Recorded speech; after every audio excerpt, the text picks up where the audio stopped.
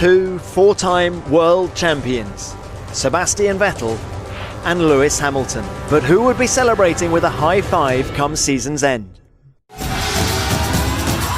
Guys, I'm speechless.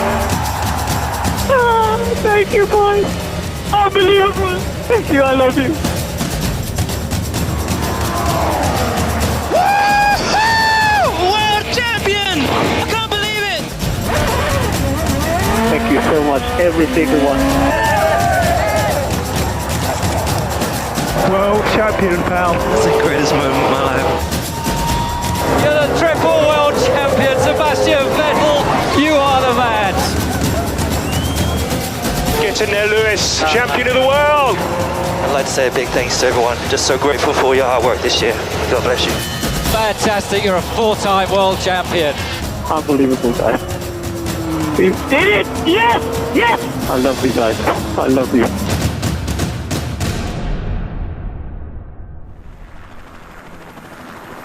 Melbourne kicked off the 21-race campaign, and while Ferrari had proved quickest during pre-season testing, there were still many questions when the cars rolled out of the Albert Park pit lane for the first time. And the cars weren't the only new things in town. There was a major development in the world of driver safety as well. The Halo is a manned and inherently a dangerous sport where drivers risk their lives every lap.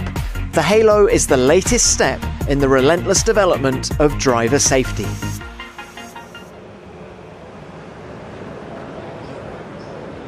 Who would come out on top in the first qualifying session of the year? Well, not Valtteri Bottas, who overstepped the mark at the start of Q3. He got his left wheels on the grass at the exit of Turn 1, and he was a passenger thereafter. Lewis Hamilton delivered a stunning lap to take the 73rd pole position of his career and his 7th in Melbourne. Alongside him, Kimi Räikkönen. Vettel was back on row 2, the German just 1/10 of a second ahead of Max Verstappen.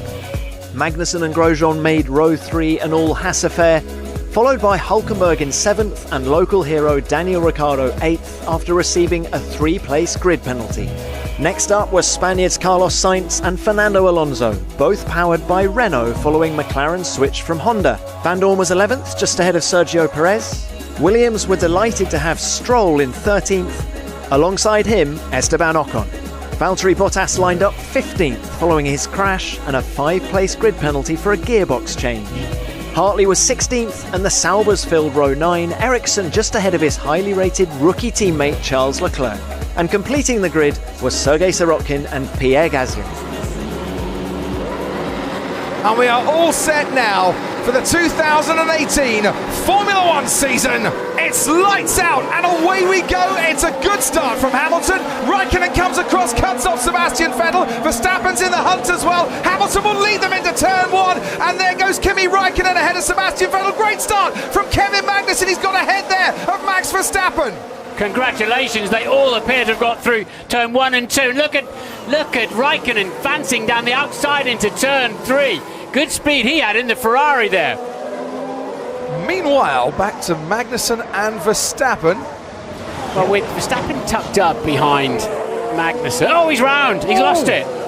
And Grosjean's got past and Ricciardo's got past, and here comes the Renault as well of Nico Hülkenberg, and he's lost places there, and there goes Daniel Ricciardo on Romain Grosjean. He's trying to go the long way round and he can't quite make that move stick.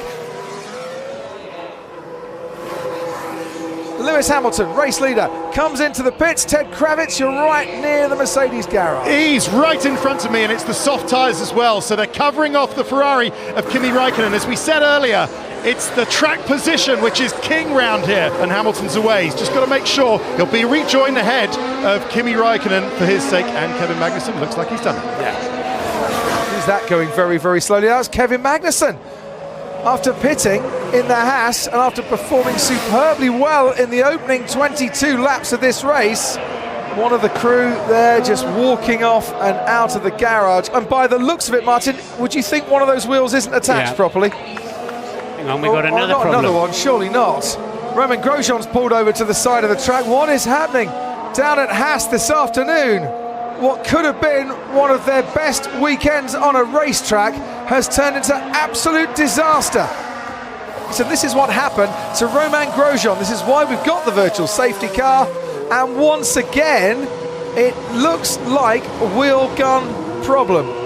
Sebastian Vettel is going to come out ahead of Lewis Hamilton here. Hamilton has to adhere to the virtual safety car time. Vettel didn't have to adhere to that because he's under the pit lane rules and regulations. And he is ahead now of Lewis Hamilton.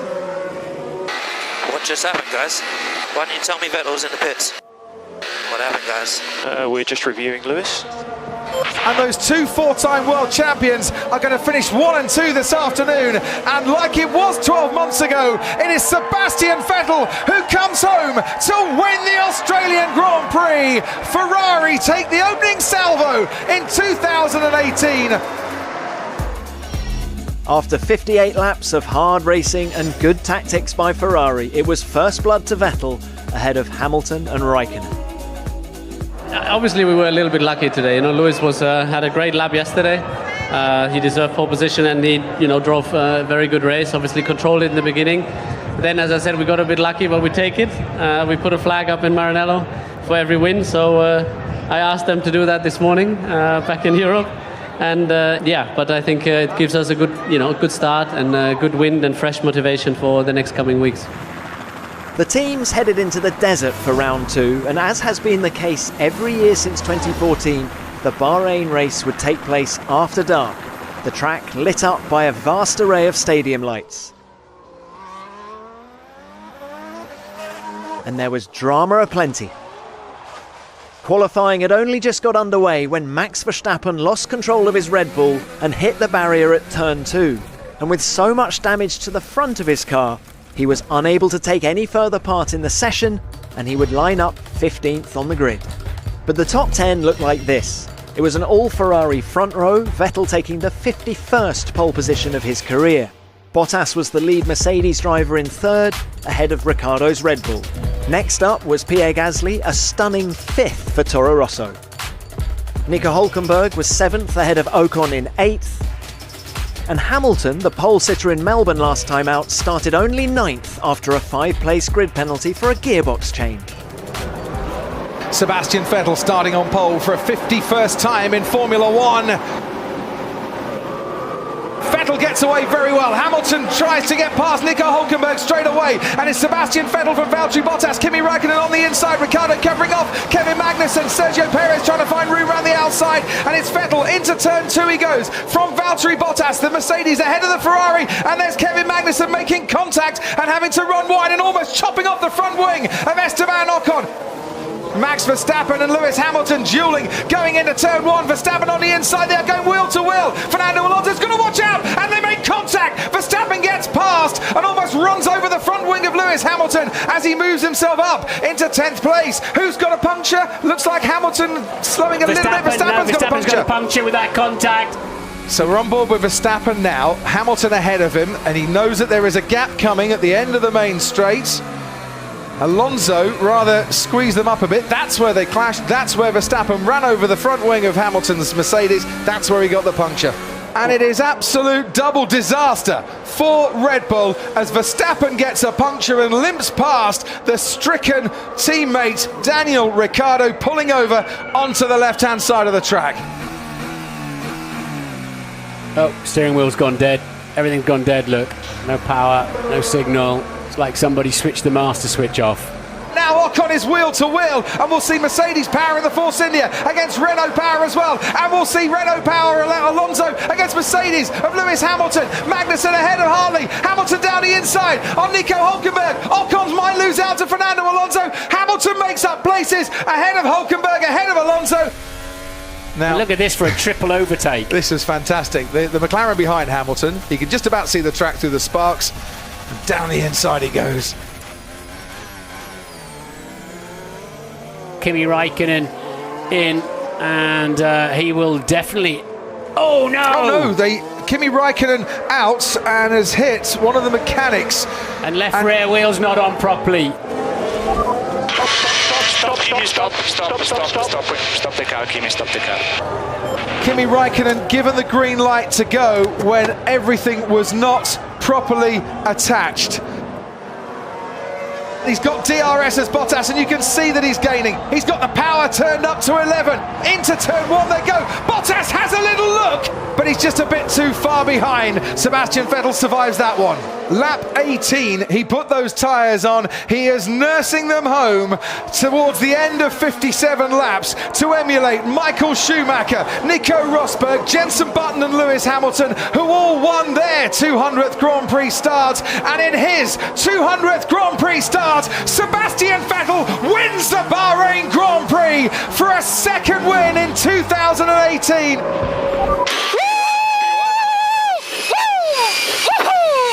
These tyres were done for the last 10 laps.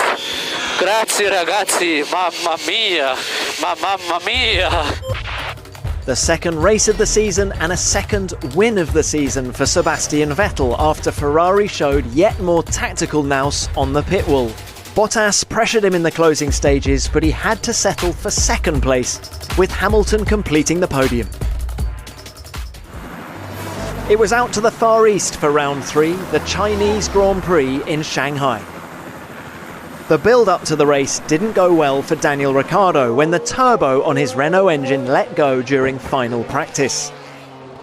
His mechanics were still frantically rebuilding the rear of his car as qualifying got underway 2 hours later. And there were huge sighs of relief and some celebratory oversteer when he eventually made it out on track in the dying moments of Q1.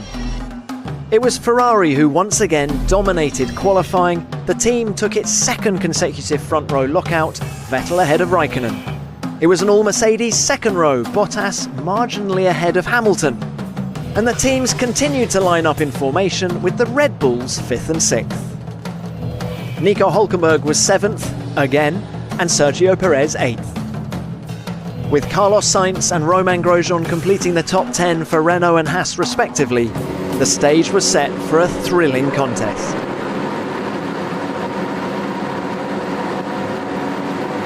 It's lights out and away we go. Good start from Vettel, good start from Raikkonen. Vettel does cut across to block out his teammate. Bottas ahead of Hamilton. Ricciardo on the inside is cut out by Verstappen, and Hülkenberg is trying to get past Ricciardo round the outside at turn 1. They've all avoided the usual chaos through the first couple of corners. Sebastian Vettel out in front ahead of Valtteri Bottas and Kimi Raikkonen. Force India running a little bit wide then, kicking up a little bit of dirt, but they're all through and onto the hairpin.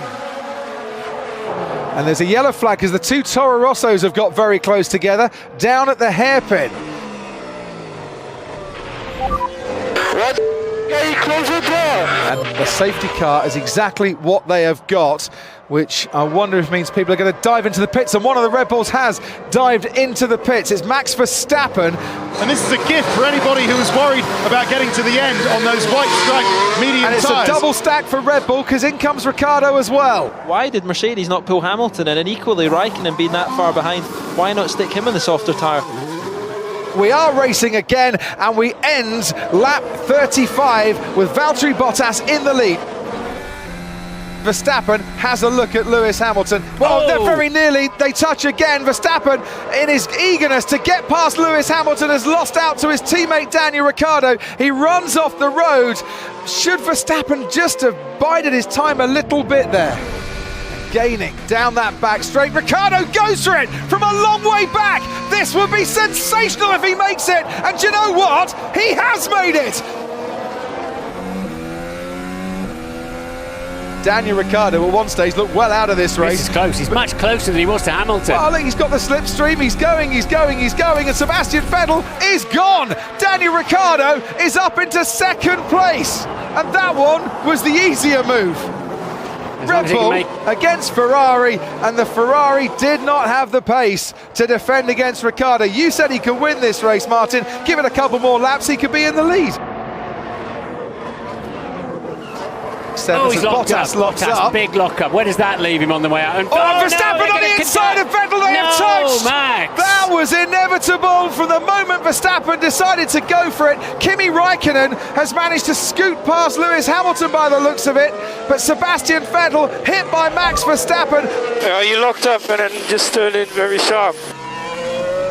I don't think I need to say anything here. Bottas covers it off, but he can't cover it off totally. Ricciardo somehow finds a gap there, and Valtteri Bottas gave him enough respect and enough room, and he squeezed through Daniel Ricciardo to take the lead of the Chinese Grand Prix. Go on. Get it, Kill. Get it. Woo! Daniel Ricciardo retired from 4 of the last 6 races. He had a turbo failure in practice. He very nearly missed out on qualifying. He has made every single opportunity that's come his way today. Ricciardo wins the Chinese Grand Prix. Yes, boys. Nice job, mate. Amazing job, mate. That was absolutely clinical moves. Clinical moves indeed from Daniel Ricciardo, whose roller coaster of a weekend ended on the highest of highs. Bottas was second and Raikkonen third. I don't seem to win boring races. They're all pretty fun, so that was unexpected. You know, putting ourselves 24 hours ago, I thought we may be starting at the back of the grid, so a lot of the time you get one chance to try, so I made the most of every opportunity. Sometimes you just got to lick the stamp and send it, so there we go. I enjoyed it very much. The last of the early season long-haul races was in Baku, Azerbaijan, located 28 metres below sea level on the banks of the Caspian Sea. Vettel was flying in qualifying and took pole position for the 3rd consecutive race, with title rival Hamilton alongside. Bottas was 3rd ahead of last year's winner Daniel Ricciardo. Verstappen and Raikkonen shared row 3, although Raikkonen wasn't happy with his Ferrari and was half a second slower than the Dutchman. It was an all-Force India 4th row, Ocon ahead of Perez, and Sainz was 9th ahead of Stroll, who took a podium at this race last year. Hamilton facing towards the Ferrari. Vettel and Hamilton both get away well, and Kimi Raikkonen too, pressurising Daniel Ricciardo into turn 1 as Vettel leads Hamilton, leads Bottas, Ricciardo, Verstappen running wide, Raikkonen then just behind him, and he might have a look into turn 2. So far, all getting away cleanly, and there's Ricciardo just getting ahead of Verstappen, and there's damage. There could have been a front wing, one of the Force Indias. There's contact down into turn 2, Paul. Yeah, it looks like somebody's lost a front wing, you can see, and it looks like there's a lot of debris. There's a lot of debris flying around, Paul. There's also a lot of sparks as well. Sorry, just to cut in there as Raikkonen and Ocon in their collision. Ocon is out of the race. Kimi Raikkonen into Esteban Ocon down at turn 3. Kimi Raikkonen, Ocon squeezed him. There was no room. Did Ocon know he was there? He certainly felt it when the Ferrari ran into him. Okay, into box. What a stupid guy. He closed me the door. You know, we were side by side. I don't understand. And this is what happened then to Fernando Alonso, Paul, going to turn 2. There's the 2 Williams, Sorokin and Stroll. There you see the debris coming off, and Alonso now on the inside. And this is where, oh, they just didn't leave him any space at all, didn't they? That Renault was lucky to get away without getting a puncture as well. And Sebastian Vettel is going to have to defend from an absolute army behind him. And what a very well-controlled, good move that was from Vettel. He has got the advantage out in front, and he's got a bit of distance between himself and Lewis Hamilton. Bottas stays third, the 2 Red Bulls going for it. Diving down the inside, Ricciardo fends off Max Verstappen. And behind those 2 comes the Renault of Carlos Sainz ahead of Pierre Gasly. Verstappen's looking down the inside. Ricciardo has to back off and let him through. Otherwise, those 2 are coming together. That's a brilliant move from Verstappen. Great respect for Ricciardo, but now Carlos Sainz is on Verstappen's tail, and Sainz has managed to get ahead of Verstappen, who's got the inside line going through into turn 3. Brilliant racing from all 3 drivers as the Williams of Lance Stroll and Nico Hülkenberg are fighting it out as well.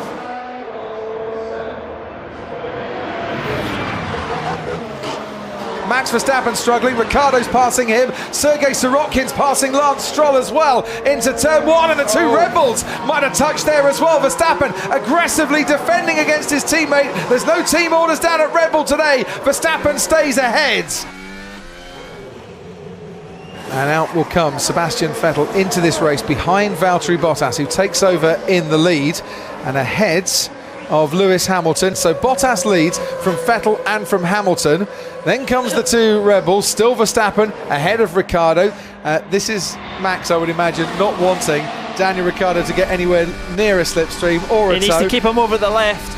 but he's going to try and dive down the inside. They have crashed. They've gone into each other. Daniel Ricciardo late braking, couldn't stop in time. Max Verstappen was right in front of him, and the two Red Bulls who have been touching and barging and banging all afternoon have had one bang too many. Oh, someone's crashed under the safety car. It's the Haas. He's weaving around trying to get temperature into the tyres, and what's happened here, Paul? Oh, he's just dropped it himself, trying to get temperature. I mean, we've seen drivers do this behind the safety car before, but... What happened? I think Ericsson hit us. A bit wrong to say that Ericsson hit him. Vettel goes to block and now tries to gain on Valtteri Bottas. Hamilton's going to dive down the inside, Raikkonen as well. Sebastian Vettel goes down the inside and he locks up, and that's going to cost him 1 and 2 and maybe 3 places. Valtteri Bottas leads from Hamilton. Raikkonen on the inside on Sebastian Vettel, and he picks up a place on his teammate as well. Oh, there's a puncture for Valtteri Bottas. He ran across some debris. He ran across debris that was on the track. Hamilton takes the lead. Oh my God. It just blew up on its own. 12. Lewis Hamilton is going to take the championship lead here in Azerbaijan on this Sunday evening. He takes the checker flag now to win in Baku. It is Hamilton ahead of Raikkonen, ahead of Sergio Perez, who picks up what at one stage was a very unlikely podium. Get in there, Lewis. Well done, mate. I think Lady Luck was on our side today. She was indeed. After Bottas's late race misfortune, Hamilton took his first win of 2018, with Raikkonen second and Perez third. Victory for Hamilton, with Vettel only fourth, gave him the championship lead for the first time this year, albeit just 4 points ahead of his arch rival, and Lewis knew it was one of his luckier victories. I have to take it. You know, days like this don't come too often. I've definitely been really unlucky in times in my career where I've been leading the race and lost it, and so I have to take this. The city of Barcelona kicked off the European season at the start of May. The Circuit de Catalunya was a favourite of Mercedes, who'd won there in 3 of the last 4 years. But all eyes were on Robert Kubica when practice kicked off on Friday. It was his first on-track action at a Grand Prix since Abu Dhabi 2010. He completed 24 laps before handing the Williams back to Sergei Sirotkin. Mercedes were fastest in all 3 practice sessions, and they continued to show that form in qualifying. The Ferraris of Vettel and Raikkonen lined up 3rd and 4th, with the Red Bulls 5th and 6th, Verstappen and Ricciardo separated by just 0.02 of a second. Magnussen was an impressive 7th, with local hero Alonso in 8th. And rounding out the top 10 were Carlos Sainz and Romain Grosjean. And it's lights out, and away we go. And it's the dash down to turn 1 then. Who's going to come out on top? Lewis Hamilton ahead of Valtteri Bottas. Sebastian Vettel trying to find a way past Kimi Raikkonen, then Verstappen and Ricciardo. And now the inside goes Fernando Alonso. Hamilton into the lead. Sebastian Vettel goes second ahead of Valtteri Bottas. Running wide is Stoffel Van Dorn and also Charles Leclerc.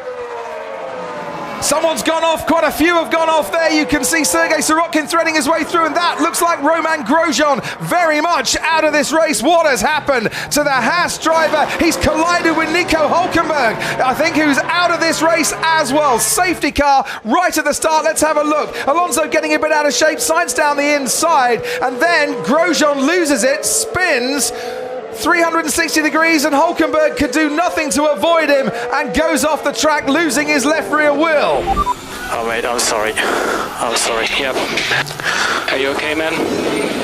Yeah, I'm okay. I tried the outside, we lost it a bit, and then I got the dirt here, that's it.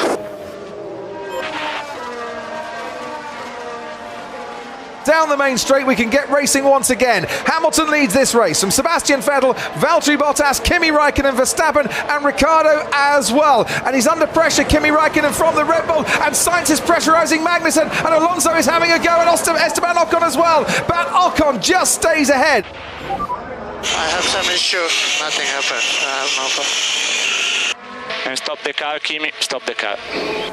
And we're on board now with Max Verstappen, the Williams in front of him. And there you go, Martin, front wing end plates on the left-hand side, look. Make a picture on the straight.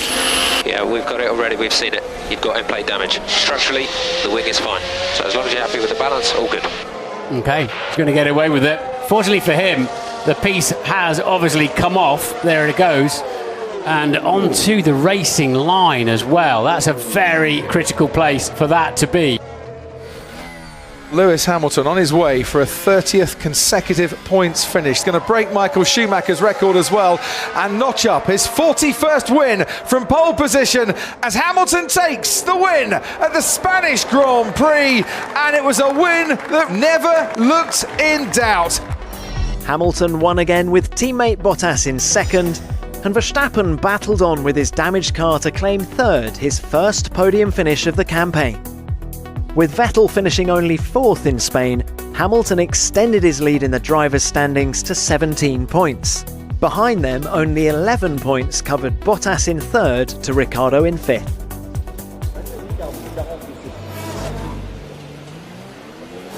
The Monaco Grand Prix, the oldest street race in Formula One, and one of the most iconic sporting events in the world.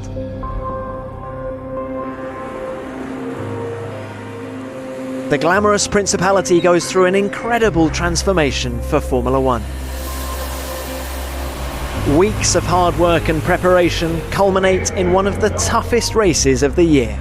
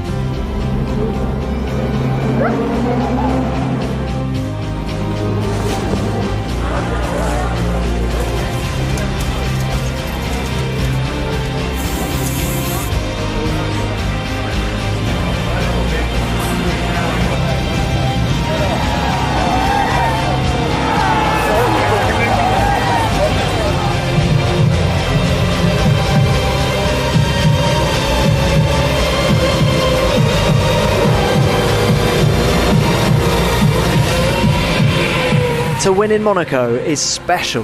The barriers are close, and even the smallest of mistakes can result in an accident. As Max Verstappen found out during final practice on Saturday, he hit the barrier at turn 16, and such was the damage to his Red Bull that he was unable to take part in qualifying. He'd start the race from 20th and last. Daniel Ricciardo, meanwhile, proved the ultimate pace of Red Bull by setting a lap record en route to his second pole position in Monaco. Last year's winner Sebastian Vettel was alongside him in second. World Championship leader Hamilton was next up with Raikkonen in fourth. Esteban Ocon put in a terrific lap to line up sixth, his best grid position of the year. It was an all-Spanish fourth row, Alonso ahead of Sainz. And rounding out the top 10 were Perez and Pierre Gasly. Ricciardo on pole, Vettel alongside him, Hamilton and Raikkonen just behind. 227 metres down to turn one. Ricciardo and Vettel getting very close together. Ricciardo leads from Vettel, from Hamilton, from Raikkonen, Bottas, and Ocon just staying ahead of Fernando Alonso. Through Beau Rivage we go and rising up towards Casino Square. Kimi Raikkonen right behind Lewis Hamilton. Ricciardo pulling away from Sebastian Vettel. We're on board with Max Verstappen, who's already got past Grosjean and Magnussen right at the start. Now this is contact between Lance, that's where Lance Stroll had his problem. Where he got his left front puncher then, isn't it? Losing power. Losing power was what Daniel Ricciardo just said. Just keep it focused, mate. Keep it focused. Yeah, I got no power though. Will it get better? Negative, Daniel. Negative.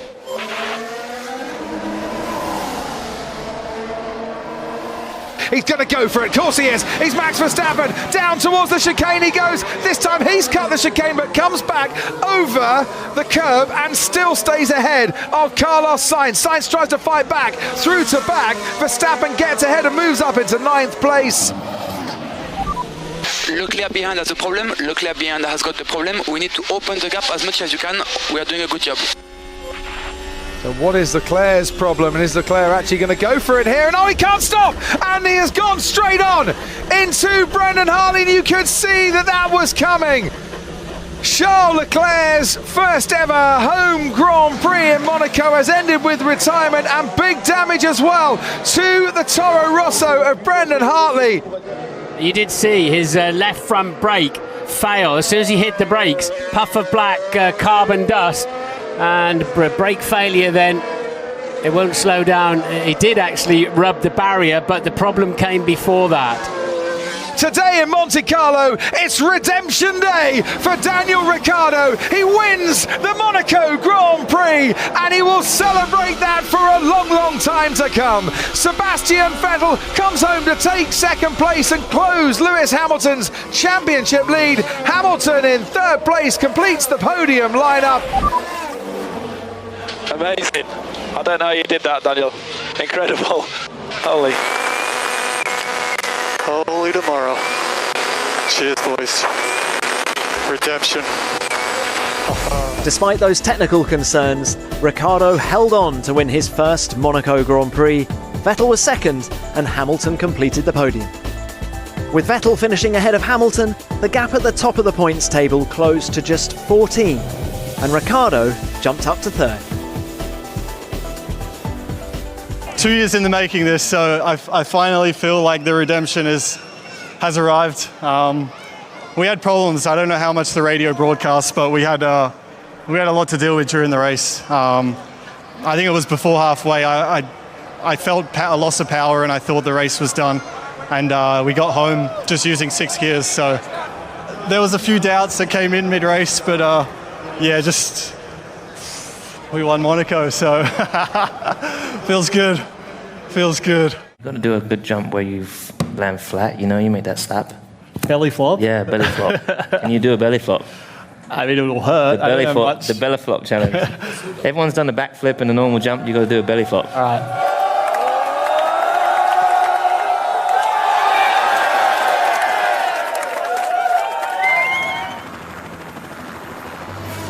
Round 7 saw the teams make their first transatlantic trip of the season to Montreal for the Canadian Grand Prix. There were plenty of celebrations leading into the weekend, not least for Fernando Alonso, who was celebrating his 300th Grand Prix. And there was the annual inter-team raft race staged on the Olympic rowing basin behind the F1 paddock. A bit of fun for everyone before the serious on-track business began.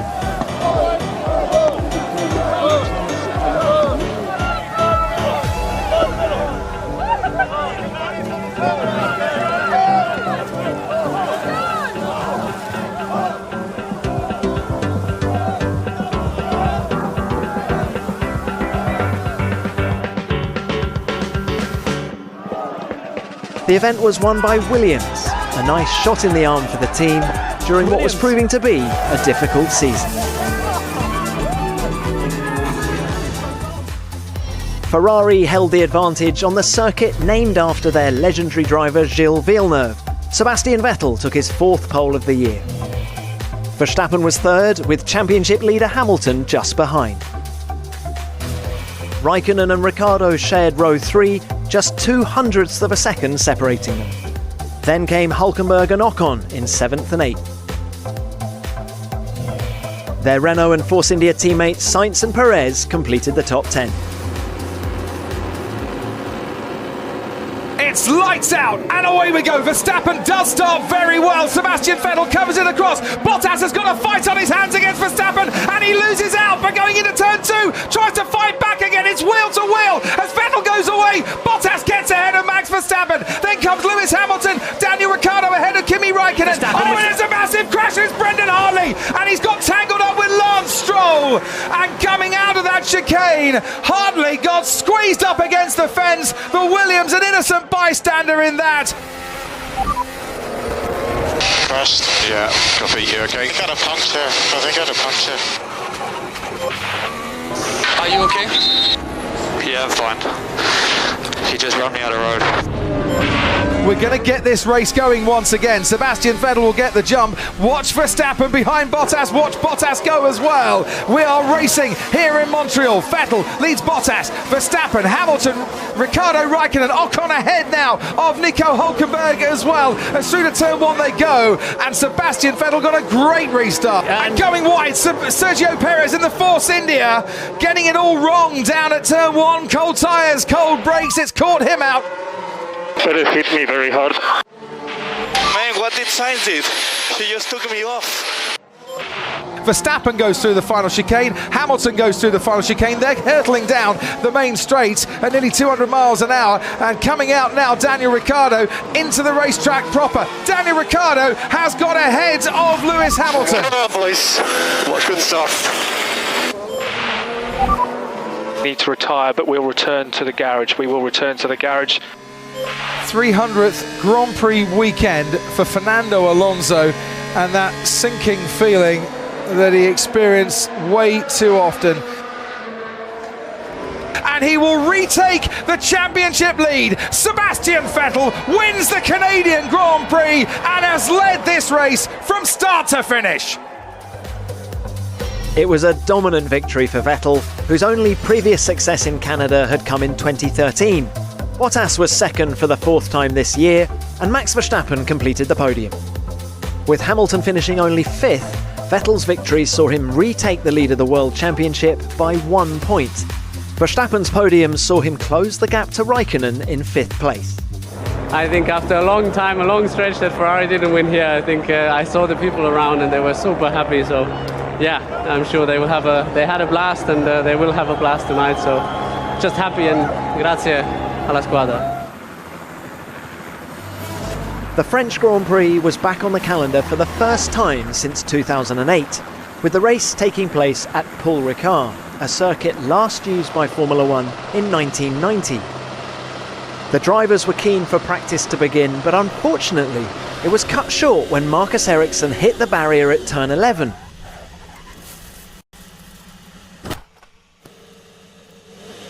It caused a lot of damage to his Sauber, a situation not helped by the resultant fire.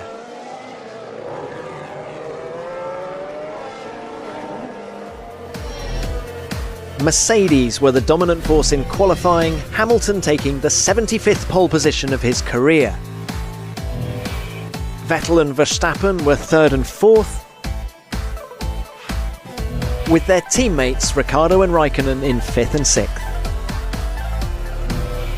Charles Leclerc impressed in 8th, with his highest grid position of the year so far.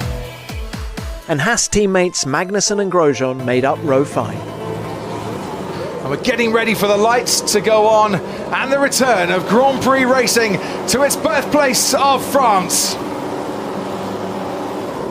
The top two get away very well. Sebastian Vettel is now in hot pursuit as they head down towards turn 1, and Carlos Sainz looking for a room as well. Hamilton leads, there's contact at the back, someone's lost some debris, and Bottas is turned round. Verstappen goes on the inside run. Sebastian Vettel's lost places too, and that's Kevin Magnussen in the Haas, making up a few places that he's got to give back. Hamilton, Verstappen, Sainz, Ricciardo, Charles Leclerc going down the inside as well, and they're all jockeying for position.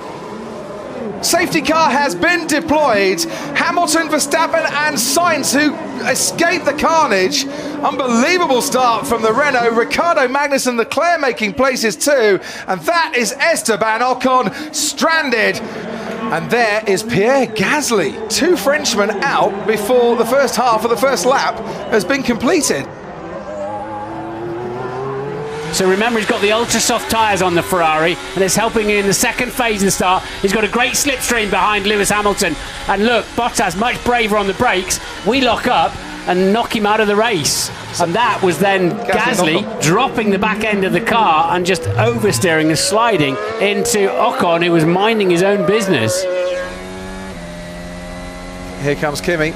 Daniel Ricciardo's got to watch out here. Which way is he going to go? Round the outside to try and get third place, and Ricciardo just blocks him off for the time being, but he's getting much better traction out of the slower corners is Kimi Räikkönen, and he is gaining, he's going to try and go the long way round the outside at turn 3, and Ricciardo just chops him off once again. The Red Bull doing its best to stay in front, and doing so by just a few metres. Here goes Kimi Räikkönen again, down that Mistral straight, wheel to wheel with Ricciardo, and he has got way more pace than Ricciardo, who locks up into the bargain as well, as Kimi cuts in front of him, and he is up into the podium. Oh, and who's that? The Williams, Lance Stroll. Now there's debris on the track as well there, and he's got a puncture on the front left.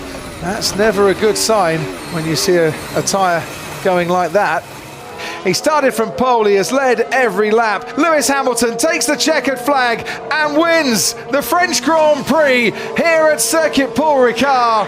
Mercedes-Benz back to winning ways, and Hamilton, for the first time since Spain, back on top of the podium. Max Verstappen comes home to finish in second place. Kimi Räikkönen, with his 25th podium since he last won a Grand Prix, will take third place, and that's a new Formula One record for the most consecutive podiums without a victory in it.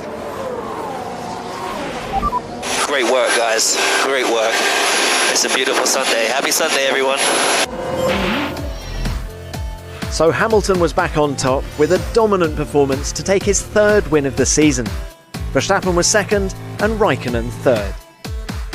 With Vettel managing only fifth, Hamilton was once again the man bossing it at the top of the table, his advantage back up to 14 points. Hülkenberg's third consecutive points finish was enough to see him get ahead of Alonso in seventh.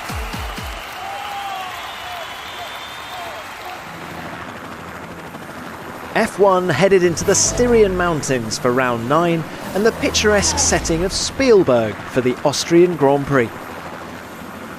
Valtteri Bottas was the pace setter in qualifying. He took his first pole of the year, just ahead of teammate Hamilton.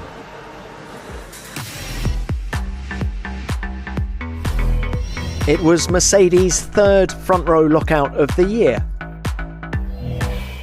Räikkönen was promoted to third after Vettel received a 3-place grid penalty. Grosjean lined up in a season's best fifth ahead of the penalised Vettel.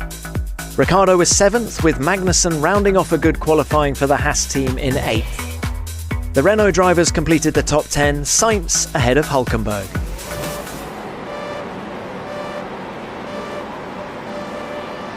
It's lights out and away we go. Very good start from Kimi Räikkönen. Bottas and Hamilton having to watch out as he steams down the middle. Bottas is going to get squeezed out here. Hamilton takes the lead ahead of Räikkönen, and then Bottas. Räikkönen goes wide. Verstappen has started well. Vettel going wide, and Leclerc as well. It's Hamilton, Räikkönen, Verstappen, Bottas down into fourth. He's had a dreadful start on the pole sitter. As towards turn 3 we go now, and Kimi Räikkönen trying to make his way around the outside, and he's locked up. He's going to lose places there as Verstappen comes back on the inside. Räikkönen rejoins the track just ahead of the Red Bull, and there's the Renault of Carlos Sainz going wide as well, and at the back there's a damage to a front wing of Stoffel Van Dorn. And now Bottas coming around the outside and reclaiming second place. Räikkönen went in too fast to turn 3, had to go wide, managed to keep some momentum. Bottas recovering well. We saw Ocon down the grass as well, out of turn 2 into 3. And look at this then. Verstappen and Räikkönen. And Max Verstappen swapping places metre by metre. Verstappen has got ahead of the Kimster, who hasn't picked up a place on the opening lap in 2018. He's really going for it today, locking up almost into every single corner. As towards the end of the first lap we come now.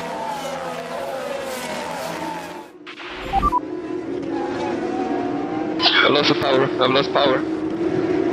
Try to stop. Yeah, it's game over. Valtteri Bottas, the pole sitter, is retiring from this race, and what has happened to his car or his engine? We know what's happened to his race. It's been ruined. My gearbox is gone.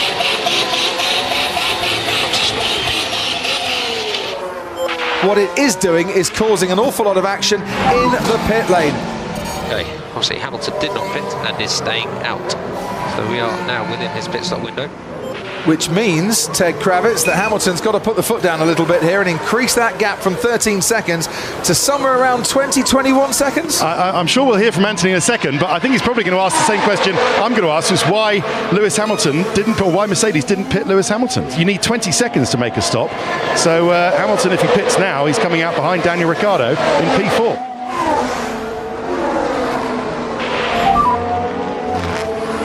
So we did lose out on that VSC. We need to find ourselves about 8 seconds of race time, or take advantage of another safety car or VSC. 8 seconds. Hey, firm. Hold on, how do we miss that? I haven't got much time left. I got no time left this size. This is James. I understand. We're still with you, mate. It's my mistake, but give us what you can. Hamilton comes into the pits. Ted. Yeah, so Mercedes' explanation as to why they didn't pit earlier was because it's the dilemma of them being the leader. They thought if they pitted, then the Red Bulls or the Ferraris might have stayed out and held us up by splitting their strategies over 2 cars. Whereas Mercedes now, of course, since Bottas retired, only had 1 car in play. Well, you can argue that all you like for the rest of the race, but Hamilton has now pitted and has emerged behind... Well, he's emerged behind Verstappen and Ricciardo. And there goes Sebastian Vettel and Lewis Hamilton on the run towards turn 3. Vettel's on the inside of Hamilton, and the man who's second in the championship overtakes the championship leader on the track. I don't get it, guys. Just throwing away a win. Lewis, it's James. I have thrown away the win today, but you have the potential opportunity to get back up. Oh dear. Daniel Ricciardo has got a mechanical problem. He is out of the Austrian Grand Prix. He pulls over and he parks up, and whilst his teammate Max Verstappen is leading, Daniel Ricciardo has a DNF. That's going slowly. That's Lewis Hamilton, and he's pulling over. Lost power. Okay, stop.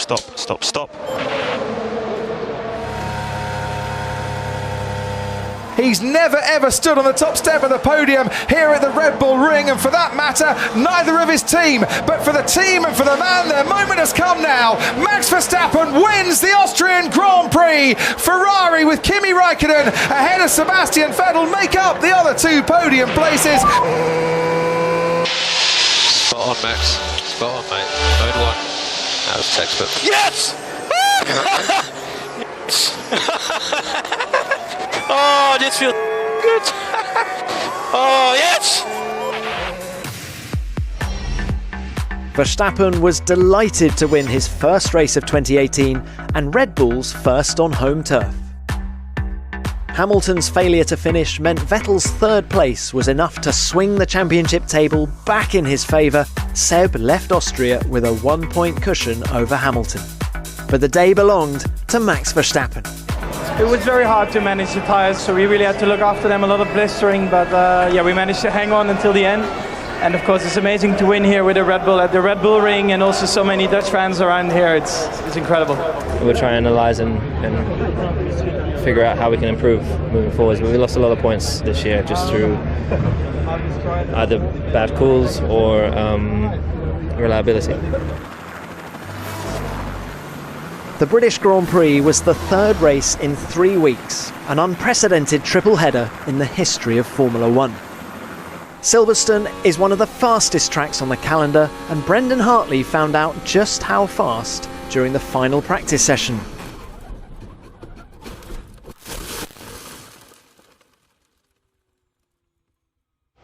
He was a passenger from the moment the suspension on his Toro Rosso failed, when he hit the brakes at 300 kilometers an hour. He walked away unharmed, but the same couldn't be said of his car, and he was unable to take part in qualifying. The battle for pole was close, but Lewis Hamilton proved too strong for Vettel. Remarkably, this was Hamilton's 6th pole position at Silverstone. The Finns filled row 2, Räikkönen ahead of Bottas. Next up were the Red Bulls of Verstappen and Ricciardo. Haas continued their impressive qualifying form to fill row 4, and the French-speaking duo of Leclerc and Ocon were 9th and 10th. at the British Grand Prix. It's lights out and away we go. Sebastian Vettel gets a flyer ahead of Lewis Hamilton. Valtteri Bottas on the inside as well. Bottas might have a better line through, and he's beaten Lewis Hamilton into turn 2. Kimi Raikkonen on the outside as they head down towards Village. Vettel from Bottas and Hamilton. Hamilton's gone round and he's clashed, and Kimi Raikkonen involved as well. That is massive disappointment for the British crowd. Verstappen ahead of Ricciardo, ahead of Raikkonen, then Nico Hülkenberg, and then comes the Sauber of Charles Leclerc. Valtteri Bottas pursuing Sebastian Vettel, then comes Max Verstappen, Ricciardo, and then Raikkonen, Hülkenberg, Leclerc, Ocon, Magnussen, and Sainz completing the top 10 on board. But Kimi Raikkonen going through Copse now, flat out alongside the Red Bull, and Raikkonen gets ahead of Daniel Ricciardo. There is guts and there is bravery. Ricciardo trying to fight back, but he can't get through at Maggots. Already Sebastian Vettel is past him. Kimi Raikkonen got blocked off by Valtteri Bottas. Bottas then steams through, and this is where the action really starts, as Perez did get turned round by Ericsson. And here's the really bad news for Kimi Raikkonen, a 10-second penalty for causing a collision. Kimi Raikkonen crashing into Lewis Hamilton. The stewards are giving him a 10-second penalty. Marcus Ericsson has a very heavy crash in the Sauber. So a safety car has been brought out. Oh! He turned in from the white line, maybe a little bit of extra curb, but that's what happens when you're a racing driver. You know, it's not about if you crash, it's when you crash from time to time. And someone's had a big off as well at the start here, and I wonder if that's Carlos Sainz. That is Carlos Sainz that has gone off in the Renault. Turn into me, mate. Are you okay, man? Yeah, but yeah, we see it, man. It's not nice. Yeah. Vettel very close in turn 5, as close as he's been. He'll get DRS, a little bit of movement from the back of the Mercedes. Verstappen's going really slowly down the main straight. I think he actually might have a bit more trouble on his hands as Sebastian Vettel goes down the inside on Valtteri Bottas. What a late move, what a late lunge, what a brilliant move by Sebastian Vettel to retake the lead of the British Grand Prix.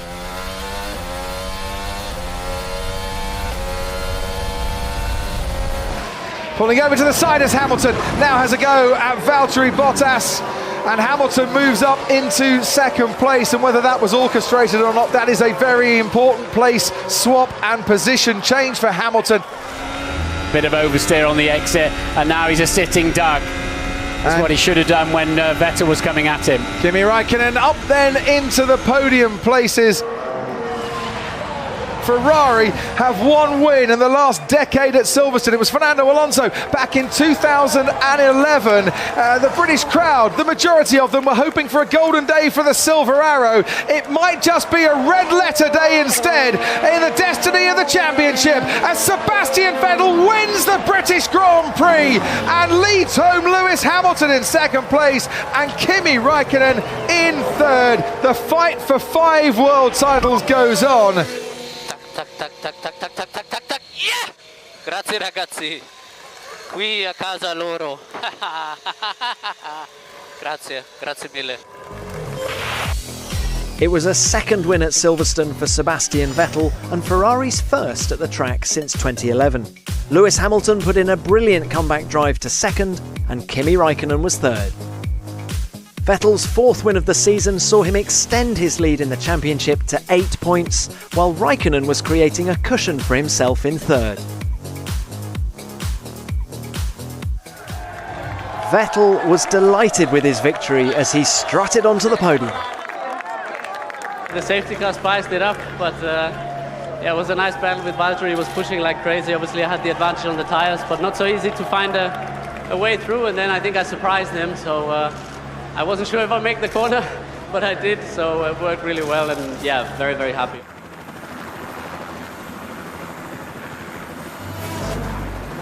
After a 1-year absence, the German Grand Prix was back on the calendar in 2018 at Hockenheim. Drama aplenty in qualifying, most notably for Lewis Hamilton. While on this flying lap at the end of Q1, he ran wide over the curbs at the exit of the first corner, causing a loss of hydraulic pressure. Loosening, stop. Negative. It's troubling. No, stop.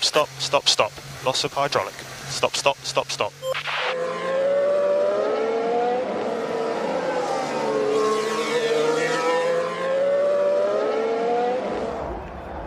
In his desperation to continue, he tried pushing his W09 back to the pits, but to no avail. He was forced to start the race from 14th on the grid.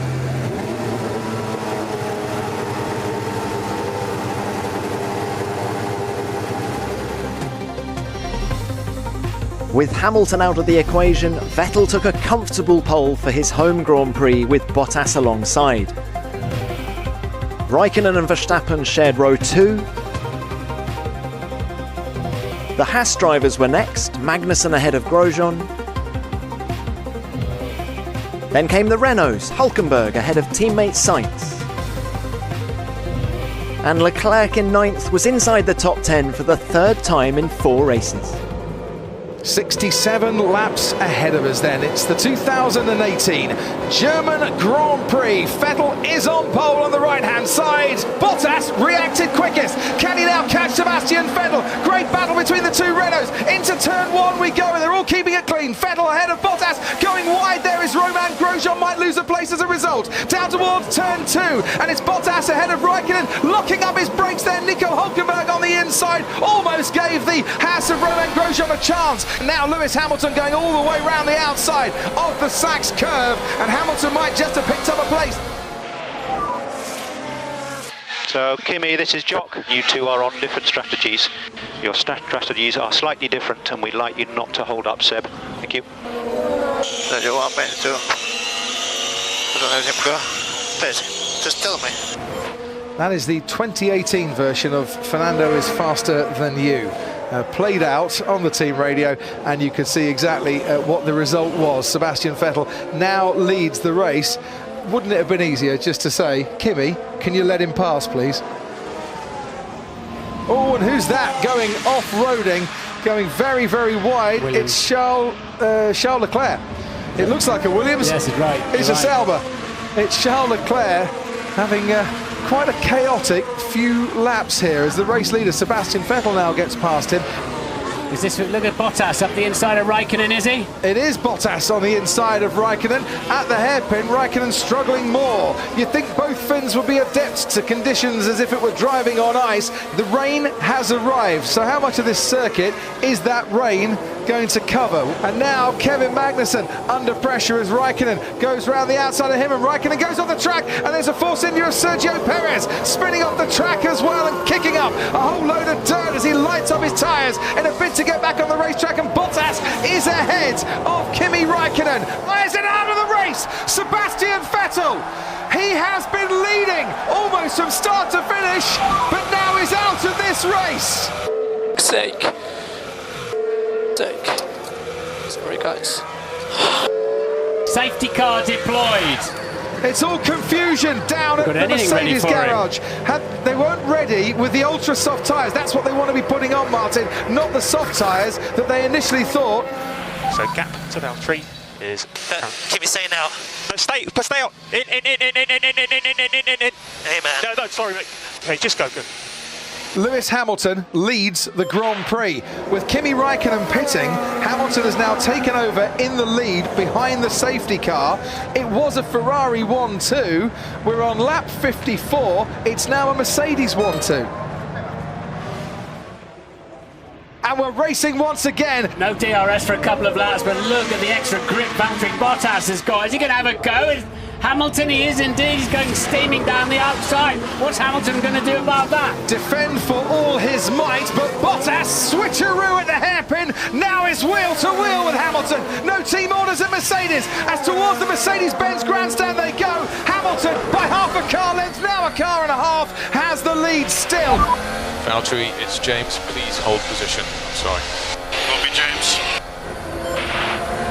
But today, in Germany, it's not going to be Sebastian Vettel's day. Lewis Hamilton regains the lead in the championship. Lewis Hamilton, from 14th on the grid, wins the German Grand Prix. And for the first time in Germany, Mercedes have a 1-2 finish to regain the lead in the Constructors' Championship.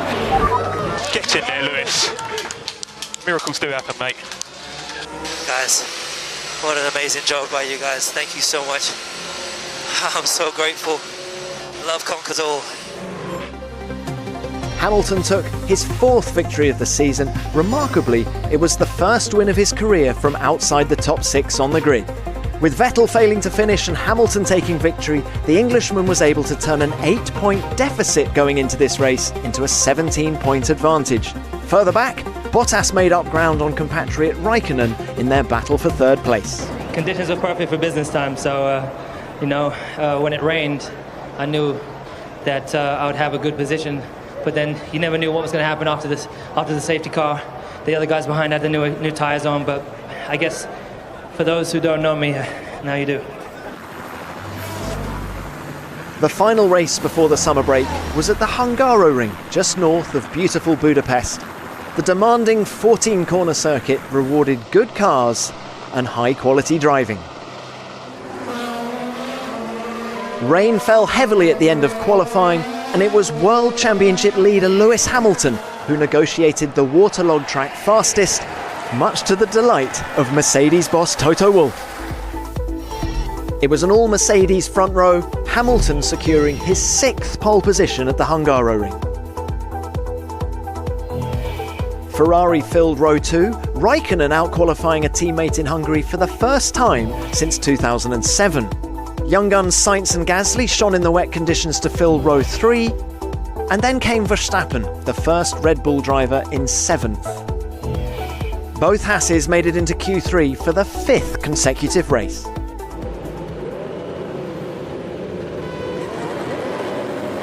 So the only man in Formula One history to take 6 poles at 6 different tracks. Lewis Hamilton on pole position then.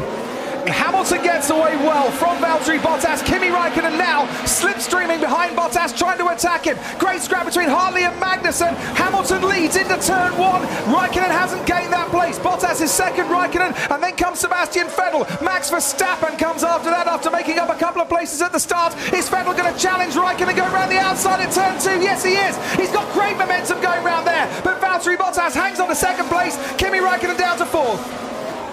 But what's happened to Verstappen? Mate, no power, no power. Yep. Mode 1. Mate, really? Oh, not another power issue related problem for Red Bull. Yeah, can I not just go and care if this engine blows up? Mate, okay.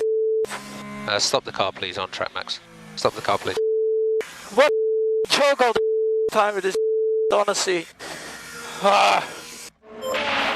And now with DRS, he's got a chance, and surely he's going to have to go for it. Bottas covers the inside. Vettel goes round the outside. Now switches to try and make the move down towards turn 2. And Bottas is struggling for grip. And Sebastian Vettel seized his moment, and the opportunity has come. Oh, and it touched! He wasn't quite far enough ahead of Sir Valtteri Bottas. And as he tried to close the gap, Bottas went into the back of Vettel.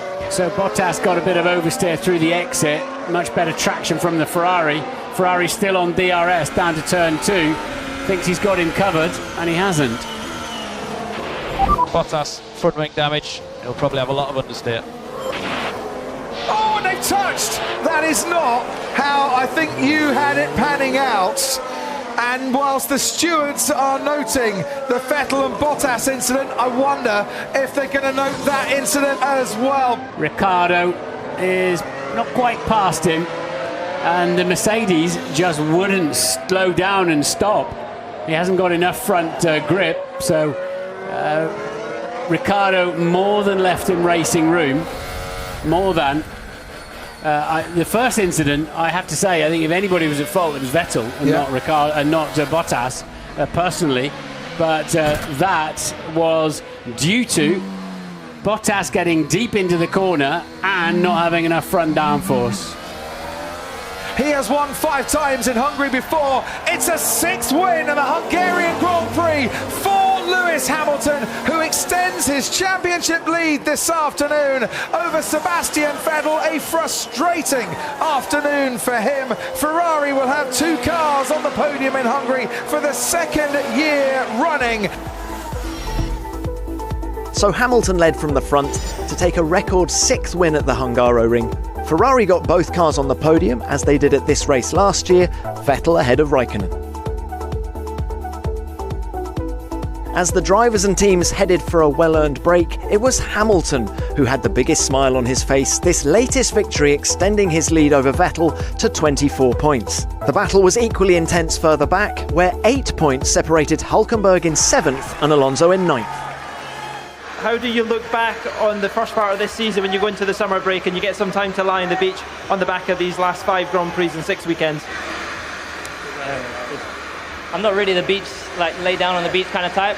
I'll be doing activities, training, getting ready for the second half, but really happy with how strong it's come the last couple of races. And as I said, just so grateful for all the hard work and the continued efforts from the team. So they all deserve the break, and I hope they keep pushing. We've got to come strong in the next season, next half. Following the summer shutdown, the championship battle resumed at one of the most famous circuits in the world, Spa-Francorchamps. Off-track, the paddock was absorbing news that Force India had new owners. A consortium led by Canadian businessman Lawrence Stroll, father of Williams driver Lance, had bought the team, giving them cause for optimism. Day to day, we're not going to change. We're still going to stay the bunch of racers that we are. The ethos and the DNA of the team won't change. I think what will change is we'll have some, we'll be on a better financial footing, and we'll be able to do and buy some of the performance things that we've always wished for. So hopefully from that regard, in the short term, we'll get an upgrade in Singapore, and in the midterm, we'll start putting some of the infrastructure in place that we need, such that we can improve performance in the midterm, which is next year. Hamilton proved his rain credentials once again to take his 5th pole at Spa, just ahead of title rival Vettel.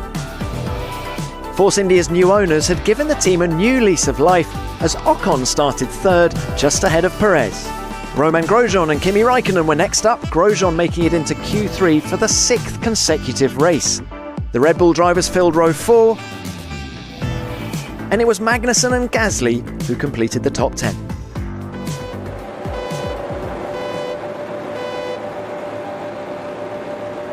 And it's lights out and away we go here at Spa. Hamilton gets away well, Perez as well, covering his teammate. Hamilton moves over to cover off Sebastian Vettel, and there's locking up in a crash, and Fernando Alonso goes over the top there of Charles Leclerc's Sauber. Also involved Nico Hülkenberg in the Renault. Hamilton down through Eau Rouge, continues to lead though, ahead of Sebastian Vettel, Esteban Ocon and Sergio Perez. Up to the top of the Raidillon, and Magnussen has made up places at the start, but here comes Sebastian Vettel. He's neck and neck with Lewis Hamilton. Vettel is alongside and ahead. Ocon is also ahead. They're 4 abreast going into Le Combe. Vettel ahead of Hamilton, ahead of Perez, ahead of Ocon, ahead of Verstappen. Wow! Safety car is out. Kimi's got a puncture. Kimi has got a puncture, so he got caught up in that as well. I was going to say, Martin, if ever you want to ask yourself why the halo is in Formula One, now is a chance to look, because Fernando Alonso very well protected from what could have been a very nasty incident. What we're about to see is Hülkenberg get too deep on the brakes, locked up, and boom. Wow, just could not stop in time. And we can see now what it looked like from on board with Charles Leclerc. He wouldn't have known what was coming. He did now.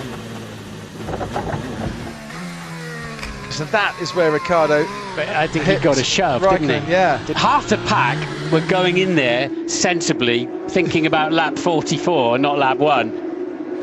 And now, with the safety car in, Sebastian Vettel has gone, can get his foot down, and Hamilton is following him all the way. And look, Hamilton is going to have a look into the braking zone. He could go through there legally, but he's got in a bit deep, and that's allowed Vettel to get away slightly.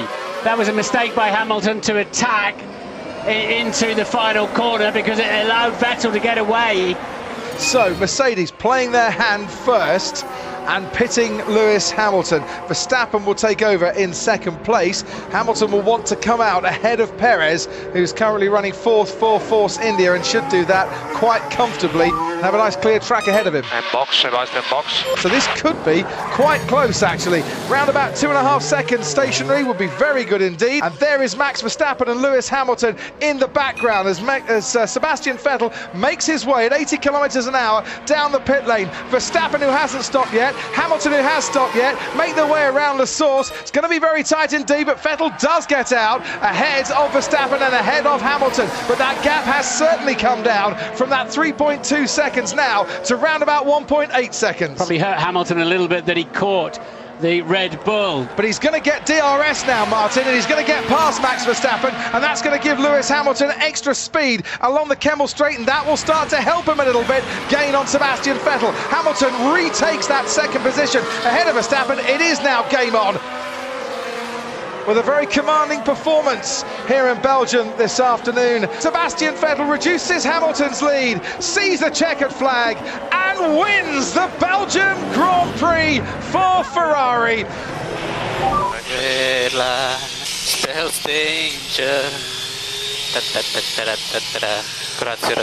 Grazie. Thank you. Good efforts all weekend. Vettel took his 52nd career victory, surpassing the total of F1 legend Alain Prost. Hamilton was second and Verstappen third. Victory for Vettel tightened up the top of the table, the Ferrari star now only 17 points behind Hamilton. Verstappen's podium saw him jump ahead of teammate Daniel Ricciardo in fifth. First lap, yeah, I had a great start, and then not sure Lewis saw me. He pushed me quite far to the left. But I knew my chance would be later on, up the hill, and I think I timed it well. Obviously, last year was always ending up short. So, seems like, it was better this year. Obviously, we had a little bit less wing, but timing is crucial, and I managed that perfectly, I thought. Then the Force India came as well, so I was... But as soon as I was ahead, I was quite relieved, and it was a very smooth race. Lewis pushed very hard, especially in the first stint. Towards the end, he was very fast. In the second stint, it could turn everything down a little bit and control the pace. But great weekend. Monza has hosted more World Championship races than any other circuit. It staged the Italian Grand Prix every year except in 1980. It's also the fastest track in F1, where top speeds have exceeded 370 kilometers an hour on the pit straight, exactly where Marcus Ericsson suffered this terrifying accident in practice. He emerged unscathed, but his car was destroyed. To be honest, with that type of incident, to be able to walk away from it and feel fully fit to drive today, it's quite incredible. So it says quite a lot about F1 at the moment and the safety that we have in these cars today. So it's very impressive, but of course I feel it a bit. Despite having a sore neck, he would line up 19th on the grid on Sunday.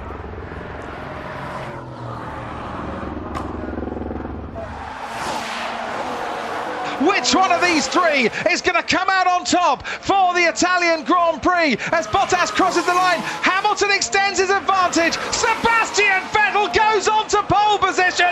Kimi Raikkonen beats Sebastian Vettel. It is a Ferrari front row lockout. It is their 60th front row lockout in Formula One. But it's not Sebastian who's the golden boy for the Scarlet team. It is Kimi Raikkonen, and on pole in Formula One for the first time since Monaco last season. Raikkonen took his first pole at Monza since 2006 and broke the record for the fastest lap in Formula One history. It was an all-Mercedes second row, Hamilton ahead of Bottas. Verstappen was the lead Red Bull driver, taking his first top 6 grid position at Monza. Sainz, who was celebrating his 24th birthday, was 7th. Gasly was 9th, and Stroll made it into Q3 for the first time this season in 10th. Expect some late braking, expect some drama. It's the Italian Grand Prix, and 20 cars then lined up on the grid, 5 lights on ahead of them. And it's lights out, and away we go, and Kimi Raikkonen gets away well, covers off Sebastian Vettel. Hamilton slipstreaming behind Vettel, who pulls out to the left-hand side of this shot. A damage from Brendan Hartley. Look up there for first chicane. Hamilton and Vettel almost touch. Verstappen's on the inside of Bottas and he's made up a place. Going over the grass, it's Kevin Magnussen in the Haas. It's Raikkonen from Vettel, from Hamilton, Verstappen. Bottas under pressure now from Grosjean. Going to be horrible flat spots on the front tyres of Kimi Raikkonen. They're side by side. Look at Hamilton alongside Vettel. Oh, so close. He'll struggle to get round there. They touch, Martin. Hamilton and Vettel has been spun round. Disaster for Sebastian Vettel at the start of this race. He touched with Lewis Hamilton going through the chicane. Hamilton came off best. Sebastian Vettel losing places. He's down in 18th. 2 into 1 wouldn't go. There's just not enough space through there. But Hamilton hung it around the outside. And somehow it's Vettel that went around and has lost some bodywork for good measure. We can see what happened to Brendan Hartley. Across comes Stoffel Van Dorn, across Hartley's front wing, and now he's just a passenger, really. Yeah, my mouth. Oh, Valtteri Bottas has had a go into the first chicane, and he's obviously got it a bit wrong. There goes Max Verstappen, and Verstappen's now got a massive advantage. Verstappen's looking his mirrors. Where is he?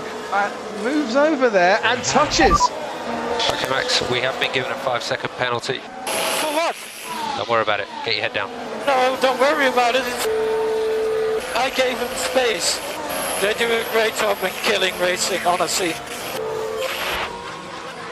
Hamilton's closer this time around, only half a second as they cross the line. Hamilton moves out and has to go round the outside with Kimi Raikkonen. Can he take the lead of the Italian Grand Prix? Yes, he can. Kimi Raikkonen's staunch defence of his Italian Grand Prix lead comes to an end. The championship leader has come to Monza and he is going to win once more as Hamilton takes the checkered flag and the Italian Grand Prix victory to lead 215 laps at Monza as well.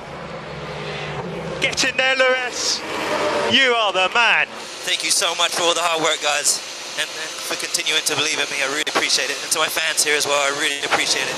Thank you. So, formation all the way home, just to show our Italian colleagues.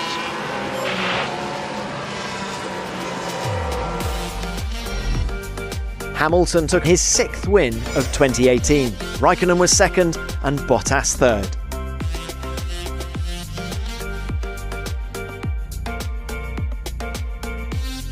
With Vettel finishing only 4th, Hamilton's win extended his lead in the championship by another 13 points, and for the first time this year, the gap was more than 1 race victory. We've got a great crowd here always, and whilst the negativity is always never great, that's what's powered me along. So I actually accept the challenge that they send, but I've got a lot of British flags out here, and today it's those guys that really inspire me, and also my team that are here. So, and I love being here in Italy. I love the food. The track is incredible, and to win here is still such an honor in front of such a big crowd. So a big thank you to everyone.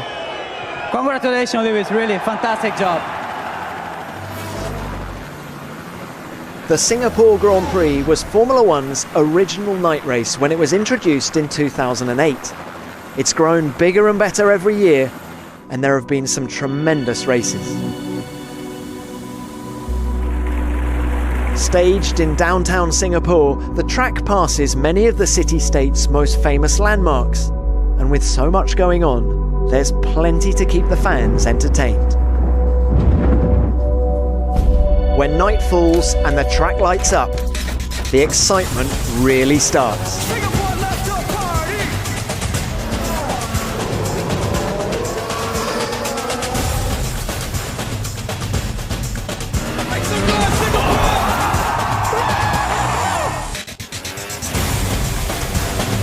This unbelievable show here from Singapore.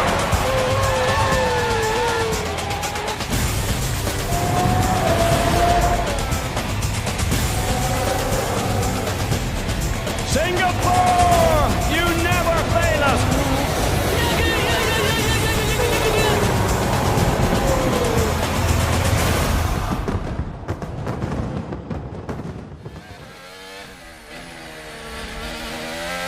Four-tenths down, Vettel on Hamilton through the middle sector. Onwards now to the final corner. Sergio Perez behind his teammate Esteban Ocon for Force India. Hamilton crosses the line of 1:36.0. Wow, was that fast!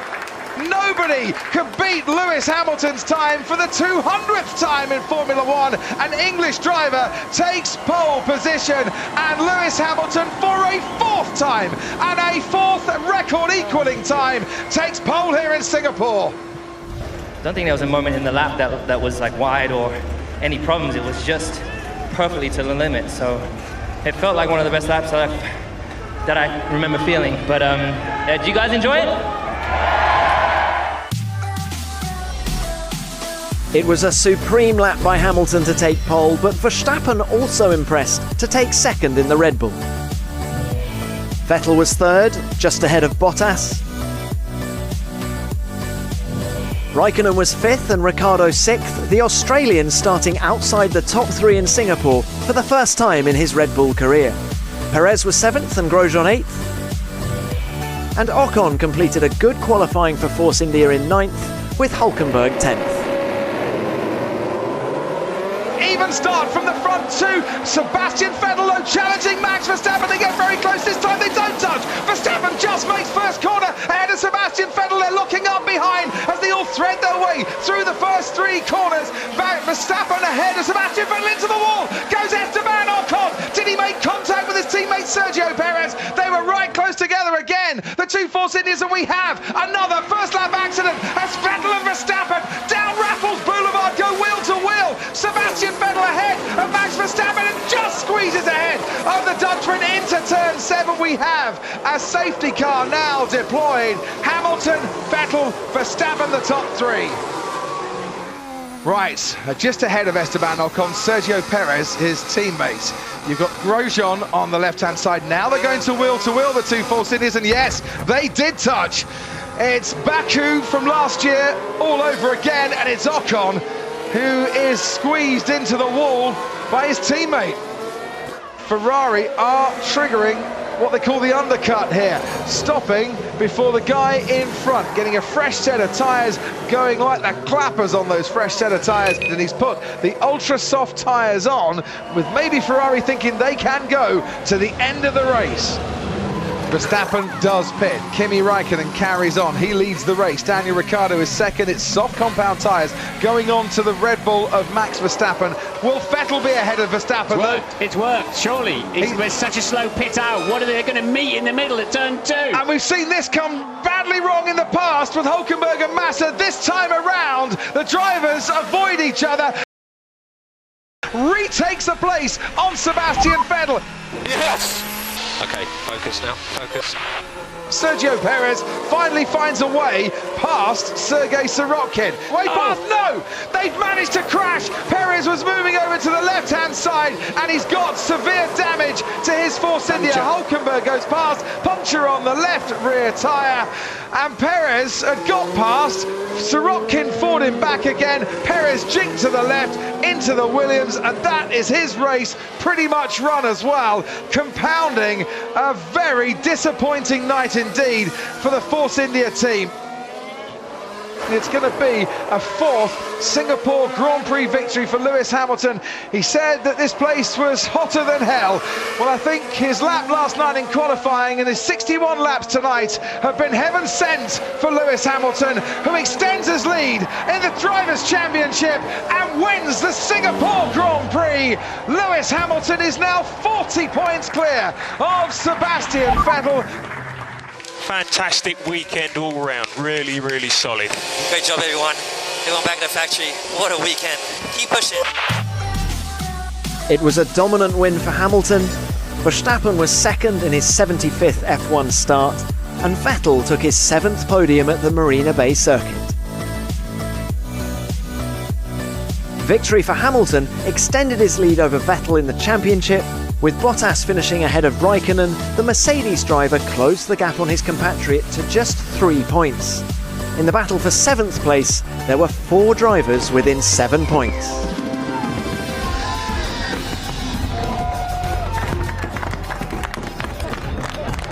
I've had such great support here, and we had a great start.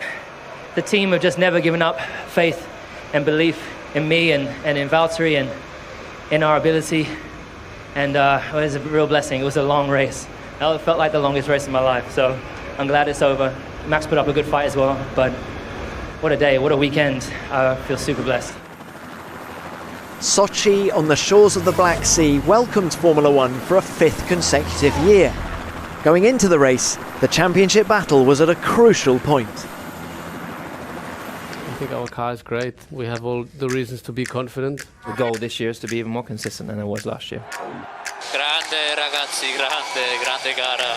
It's a great result for the team. There's a long, long way in the championship and it's not all won in one race. Mamma mia, mamma mia.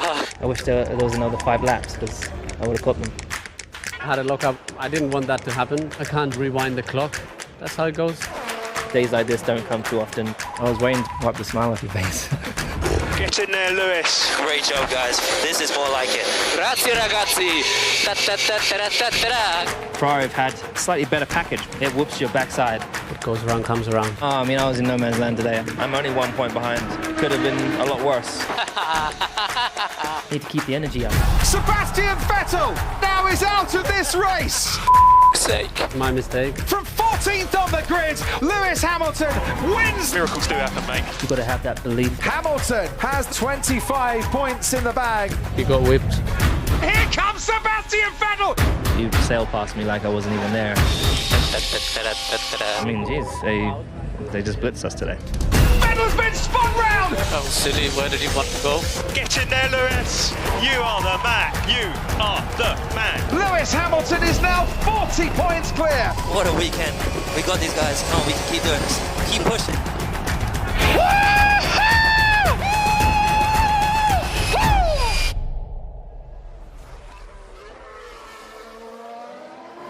In qualifying, Mercedes continued where they left off in Singapore. But this time, it was Valtteri Bottas who celebrated his car's electrifying pace. Yeah, it feels good. Still a bit of shakes, you know, it takes some concentration, but it was fun. Did it take that much to get pole position? I can see you're still shaking. The emotions are trying to get on top of Lewis, who's on supreme form at the moment, and coming up behind you to congratulate you. Thanks. Yeah, you know, it's maybe I don't look like, but I'm really happy for sure. But you know, it's only first step in this weekend. It's a massively long run from turn from the start line to the turn 1, so it's going to be important to try and keep that position. For Max Verstappen, there were celebrations of a different kind. The Dutchman celebrated his 21st birthday on race day, and it didn't pass unnoticed.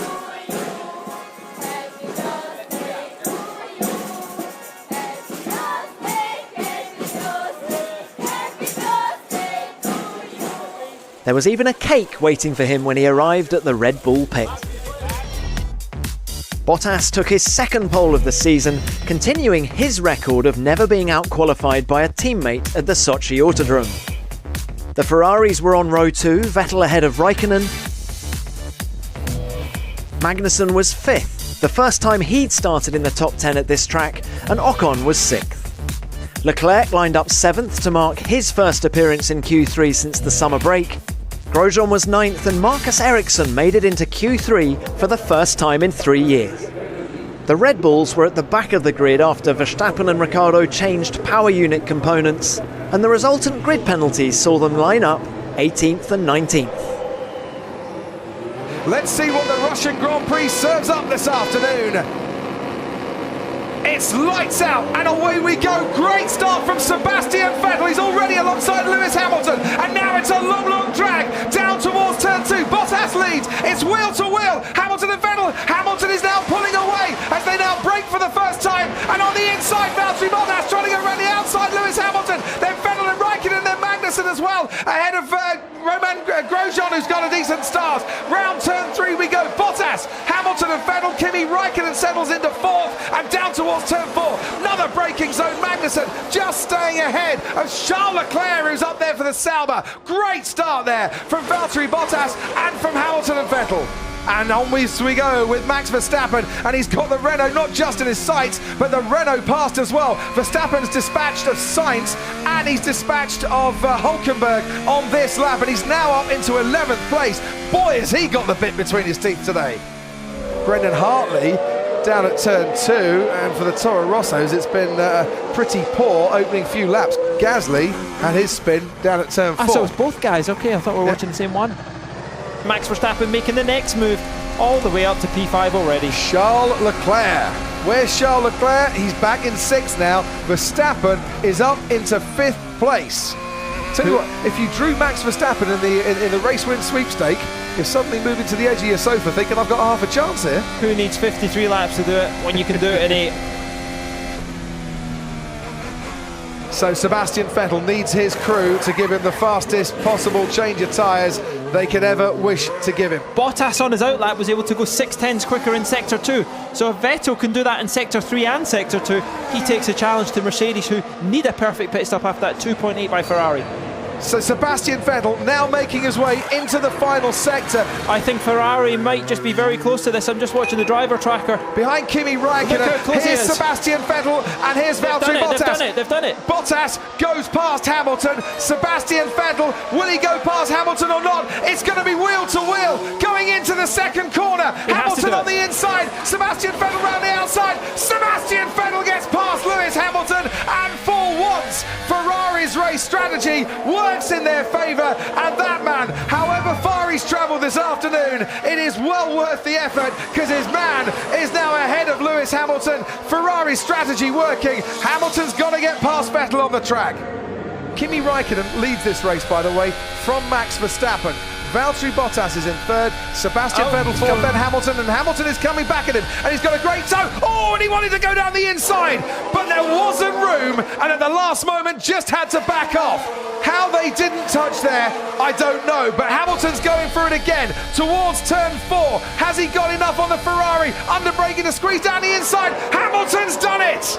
Lewis Hamilton gets past Sebastian Vettel the second time of asking. That was brilliant racing. Now this here, Hamilton having to get out of that move, reactions like a cat who's just had 17 energy drinks, quite frankly, it was that quick. But he regained his composure to move down the inside at turn 4. So you need to let Lewis buy into turn 13 this lap. Valtteri Bottas has just let Lewis Hamilton pass. This is the buffer that Mercedes need to extend the advantage from Ferrari, but... How is he going to go past the next lap? Valtteri, it's James. We had a risk with Lewis against Vettel. He has a small blister. I had to do this to make sure we secure this. I understand. And this is because of Max Verstappen.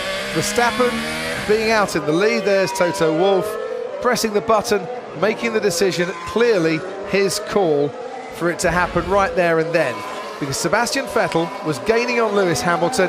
Valtteri Bottas wasn't able to get past Max Verstappen. His pace was slowing. They needed to put one car in terms of the championship pool between Hamilton and Vettel, and Bottas had to be the man.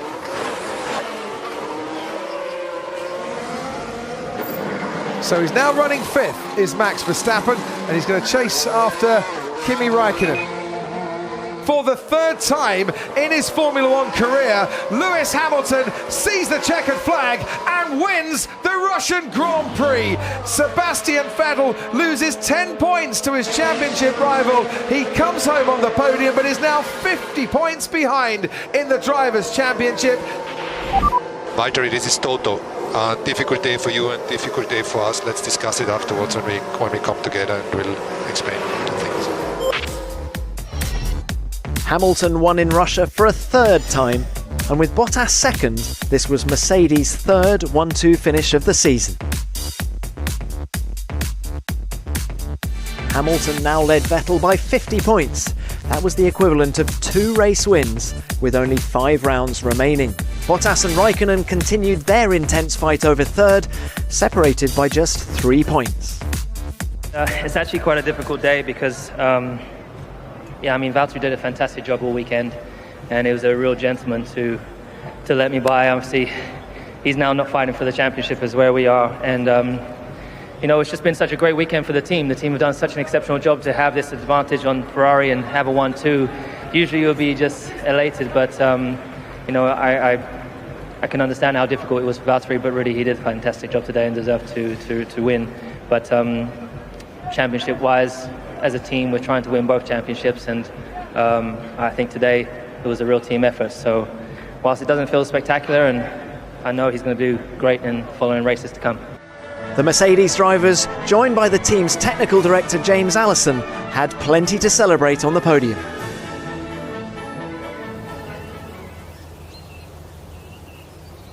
The next race was the Japanese Grand Prix at Suzuka, one of Formula One's most historic tracks.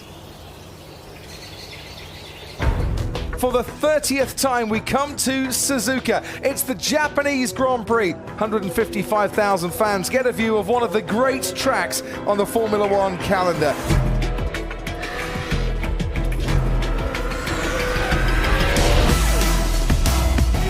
Oh my goodness! We did it! Sensational!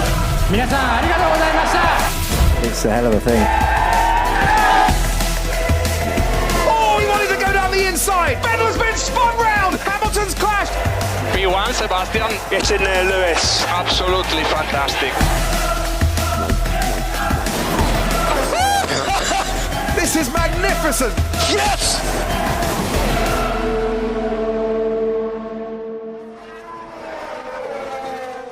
There were thrills and spills aplenty in qualifying, and the first driver to fall foul of the tricky conditions was Sebastian Vettel. The Ferrari star overcooked it at the hairpin in Q1 and spun round.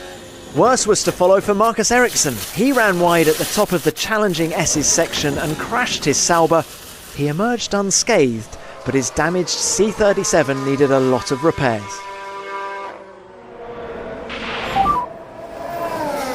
I don't know if you saw, but basically lost the power. Okay. Ricciardo failed to set a time in Q2, much to his frustration.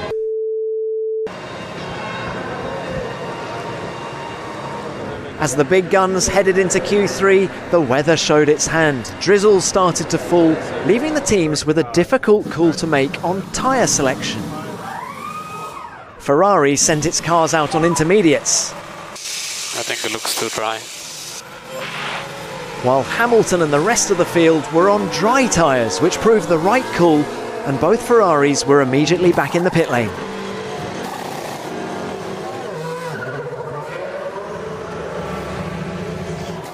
With conditions worsening, the first lap in Q3 was the one that counted, and Hamilton did his thing and set a stunning pole time that was 0.3 faster than everybody else. Much to the delight of the Mercedes pit garage and team principal Toto Wolff in particular, who is impressed by their strategic calls. Masterstroke. The call that we made to go out for Q3, which is probably the most difficult call. You saw all of us fumbling and kind of trying to figure out what to do. The team just were spot on with it and gave us the opportunity to grab this this pole position. So whilst it was a bit of an anticlimax because we didn't get to do the last lap, it was still, you know, it's my 80th. I can't believe that I have 80, and I couldn't have done this without the team. The pressure was on Vettel, and he made another mistake, resulting in him starting 8th, his worst grid position of the season. You know, if anything, it was my mistake in Spoon that, you know, took the chance to qualify high up with the one lap that I had, but yeah, that was it. So, can you fight back? Not just into the higher reaches of the points, but to the podium, maybe even to battle with the Mercedes tomorrow? Well, we see for a start, they've been faster than us the whole weekend, so it's going to be difficult, but who knows what happens tomorrow. It was the 80th pole position of Hamilton's career, and another front row lockout for Mercedes. Raikkonen had still never started inside the top 3 at Suzuka in 14 attempts. Grosjean in 5th made it into Q3 for the 10th consecutive race. With Hartley in a best ever 6th and Gasly 7th, it was a great result for the Honda-powered Toro Rosso. Perez and Leclerc completed the top 10. And it's lights out and away we go. Hartley gets away well for Toro Rosso. Hamilton covers off Bottas. Verstappen now slips behind Bottas. Sainz pulls out to the right-hand side as they all go through turn 1. And Sebastian Vettel on the inside of the Toro Rosso going wheel to wheel with Pierre Gasly. Now it's Hamilton through the S's ahead of Valtteri Bottas, Verstappen and Raikkonen. Then comes Grosjean and Sebastian Vettel, who's made made up places, crucially getting past the two Toro Rossos already. It's been a brilliant start. Daniel Ricciardo already up into 14th places. Into the hairpin we go. Vettel right on the rear wing of Romain Grosjean. Down the inside goes Daniel Ricciardo, and he's trying to make up another place, this time on Kevin Magnussen through that hairpin. And Sebastian Vettel now on the approach down to Spoon, goes wheel to wheel with Romain Grosjean. Into Spoon goes Vettel, and that's a super move. Raikkonen has a little look on Verstappen going into the chicane. Verstappen locks up and then goes onto the runoff area, and he pushes Raikkonen wide, and they touched as well. He'll pick up a penalty for that. I think he just pushed him a little bit too wide. We can have another look, Paul de Resta. Yeah, and you can see Verstappen just ran wide. He's locked. He's went all four wheels off the track, and when he comes back on, you can see Raikkonen there. He didn't really have place to go, actually, when you look at it from that angle. I think Max did his best, but unfortunately Raikkonen committed himself, and he found himself on top of the curb, and that's where you're not going to get any traction out of there. And that is Kevin Magnussen with a puncture, and the rear left tyre hanging on very precariously indeed. Now, what has happened to Kevin Magnussen in the opening stages here? Trying to have a go here on Magnussen. Oh, he's hit him. He moved too late there, Magnussen. Moved far too late. Magnussen is and will always be stupid. So you've been given a 5-second time penalty for leaving the track and not returning safely. I tried to do the best I could.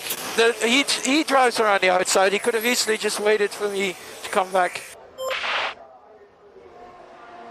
We get racing again. And this is where Verstappen's vulnerable. Look, Vettel knows this is where he needs to make an impact now. As through, and Spoon goes Sebastian Vettel, and Max Verstappen, and Sebastian Vettel has come off worse as the two cars make contact. It is all happening to Verstappen at the moment. He makes contact with a Ferrari, and he gets a 5-second penalty. He makes contact with the next Ferrari, and he spins Vettel around. Crofty just watching the move. Vettel was nowhere. Look how far behind he was. This is a quick corner. You can see Verstappen leaves him the space, but he's overdone it. He's committed, hit the inside curb, and round he goes. Oh dear, oh dear, oh dear.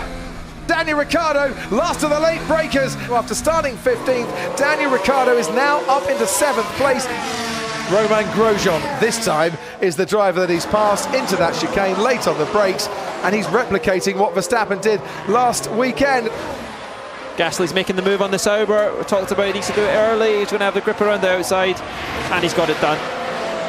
Well, it has to be said, that Sauber's looking a difficult car to handle. Here we go again, towards Spoon Curve. There's room on the inside. And Sebastian Vettel says, thank you, I'll take that room, and I'll move myself past. It looked like another compliance overtake, didn't it? Yeah, and it's a lonely race, isn't it, from here on in. Vettel some 40 seconds behind his teammate. Oh, Charles Leclerc. Oh, there's something broken. Something is broken. Oh, not touchable. Yeah, something broke. In the morning as Bottas locks up, and everyone is now on the edge of their sofa because Valtteri Bottas locks up. Fernando Alonso keeps out of the way because he was being lapped, and Verstappen had a little sniff there and is going to chase after Bottas once again. The engine is so rough, unbelievable. Lewis Hamilton, who'd won 3 of the last 4 Japanese Grand Prix, has now won 4 of the last 5 Japanese Grand Prix. It is Hamilton's day in Suzuka, and Mercedes, with Max Verstappen challenging hard to the line, pick up a 1-2 finish as well. Hamilton beats Bottas, beats Verstappen. It is Lewis Hamilton's day in the land of the rising sun. Woohoo! Guys, man, I love you guys. I love driving the car. I love this track. I'm so happy, man. I'm so appreciate everything you've done for me. Thank you so much, guys. Hamilton notched up his 9th victory of the season and his 50th career win for Mercedes. Bottas was second, and Verstappen completed the podium. With Vettel's form fading, Hamilton's lead at the top of the table was now 67 points. No one in the history of Formula One had ever lost a championship from such a dominant position. The whole weekend's been incredibly strong from the team. It's a great 1-2 for Mercedes, and a true showing of, you know, the real strength and depth that we have as a team. And this track is the best track in the world. You know, they don't make. I don't know why they don't make tracks like this anymore, but I was able to look after my tyres the way I wanted and just manage the pace. But it's really weird because, you know, I've obviously been racing a long, long time, but the happiness I have inside is as high as always. So it's a great feeling. Was it now too late for Sebastian Vettel? It was back to North America and the Circuit of the Americas, just a short distance from Austin, Texas. Hamilton would clinch the world title if he outscored Vettel by 8 points. His cause was helped during practice by this incident involving Charles Leclerc.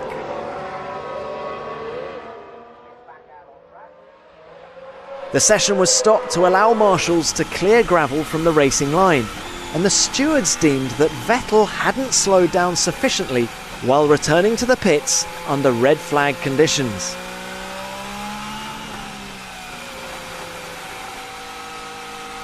They gave him a 3-place grid penalty. Sebastian's plight now looked even more daunting.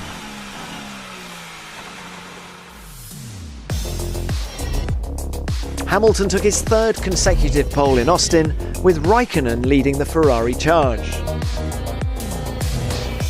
Bottas was 3rd, with Ricciardo 4th for Red Bull.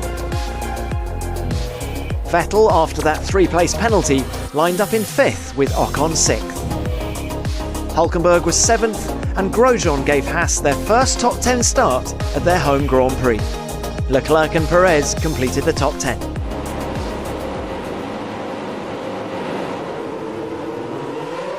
Hamilton and Raikkonen get away well, and Hamilton goes to cut Kimi off, but Kimi's going to dart down the inside, is he? Going into turn 1 now, Raikkonen is just ahead of Hamilton. Bottas in 3rd, Ricciardo on the inside of Bottas. Vettel goes wide, Kimi Raikkonen leads the Grand Prix. Lewis Hamilton 2nd, Valtteri Bottas, then comes Daniel Ricciardo, and then a very good start indeed by Nico Hulkenberg in the Renault, just behind Sebastian Vettel going off Roman Grosjean, and there's a spinner of Williams, and that looks like Fernando Alonso out as well for McLaren. Yeah, Verstappen is still going. I wonder if it was him initially, but Ricciardo, there's contact again.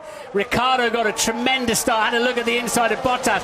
Those ultra soft tyres on the Ferrari work perfectly. Lewis knew he could not have contact with that Ferrari. Vettel went off the track and came back on rather abruptly, but I don't think that'll be a problem. For the first time since Abu Dhabi 2016, Kimi Raikkonen makes up a place on lap 1, and his teammate Sebastian Vettel has made up a place on Daniel Ricciardo as well. A flying start for the 2 Ferraris. Vettel is now past Ricciardo, but can Ricciardo fight it back? Vettel outbroke himself just a little bit, and it's now going to be nip and tuck as there's more contact down at turn 12, and another car spinning off as Ricciardo into Sebastian Vettel. They've rammed each other. Sebastian Vettel, as it happened at Suzuka, has now been spun 180 degrees in the next race as well.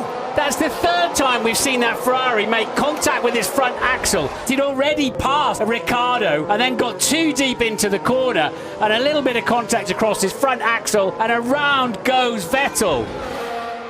Daniel Ricciardo stopping by the side of the track. He is pulled over to the side of the track, and his last US Grand Prix for Red Bull ends with a mechanical retirement on lap 9. If Raikkonen pits, there's a chance he could get out ahead of the car in 4th place. And Hamilton goes in. Yes, so Hamilton has done the opposite to Kimi Raikkonen, and he was trying to go this way and the other, throw the bluff, throw the double bluff, and Hamilton didn't fall for that. Lewis is 3.7 behind, so don't hold him up. Raikkonen's put in the fastest lap of the Grand Prix, and that's going to change very quickly. Has changed quickly. Bottas will get out of the way. They're on completely different strategies now, and Hamilton absolutely flying. Full 9/10ths faster than Raikkonen. DRS for Lewis Hamilton, fast pace from the Ferrari. Hamilton tries to go down the inside, he can't do it once again. Is the outside the way to go here? Not on that occasion. Once again, Hamilton gets great traction out of turn 12. Now trying to go round the outside, and is really being held up by Kimi Raikkonen. It was a bold move by Hamilton, it hasn't paid off, and he's lost yet more time behind that Ferrari, and this is really hurting his chances of winning the race today. Through turn 17 we go, where Kimi Raikkonen was passed by Max Verstappen last year. He's not going to be passed by Hamilton on this occasion. So bumpy in turn 18 there, Lewis had to get out of it. And Raikkonen pits, that's played beautifully into the hands then of Mercedes. And Red Bull will be so disappointed that that's happened, because Verstappen was coming at them like crazy. Just 3.8 seconds off the lead is Max Verstappen. That's really playing into his hands. There is the Mercedes pit wall. Ted, have you got a BDI on those guys as well? I'm looking down the pit lane. It's tense, isn't it? It's because it's all championship. So if he does pit and then finish P3, of course, Crofty, and Vettel is P5. Yeah, he is pitting. He is coming in. He is pitting. He is coming in. If Hamilton was to finish third and so Vettel finished P5, it carries on to Mexico. So here he goes then. Does he want to make that lunge? Does he have to make that lunge? He's a racer. He'll go for it if it's there, but it's not quite there on this occasion. Verstappen a few car lengths ahead, but gets a really bad exit coming out of turn 12, and suddenly Lewis Hamilton is all over Max Verstappen. This could be the title right here as Hamilton switches to the inside, and Verstappen just stays ahead as they now go left-handed and gets the inside line himself. But once again, Hamilton gets a better exit.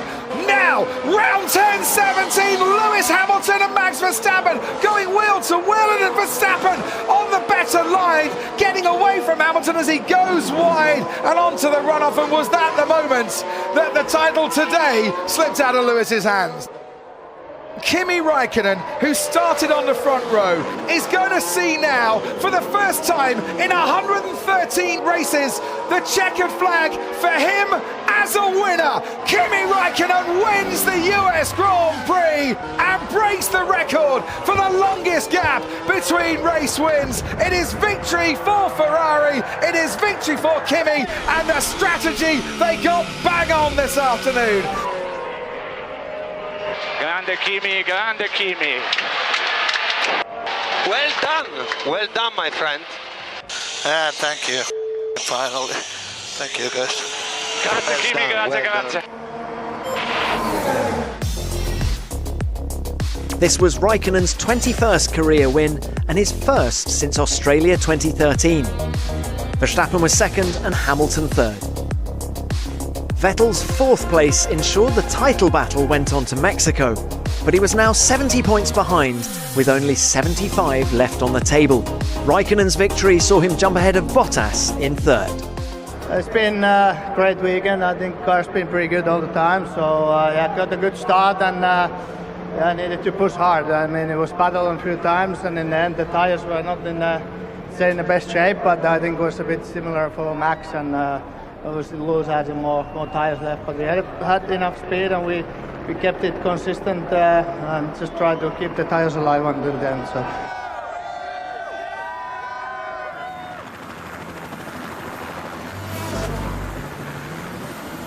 All Hamilton needed to clinch his fifth world title was 7th place in Mexico. But would he settle for that? I want to win, so I would like to. That's only my goal. Obviously, I've done a lot up until now to have the margin that I have, but we're here to try and compete and do the best we can and have a real race. On track, Verstappen was the dominant driver. Fastest in all 3 practice sessions, the 21-year-old was all set to become F1's youngest ever pole sitter. But his teammate Ricciardo had the final say, denying Max the accolade and taking the top spot by 0.02 of a second.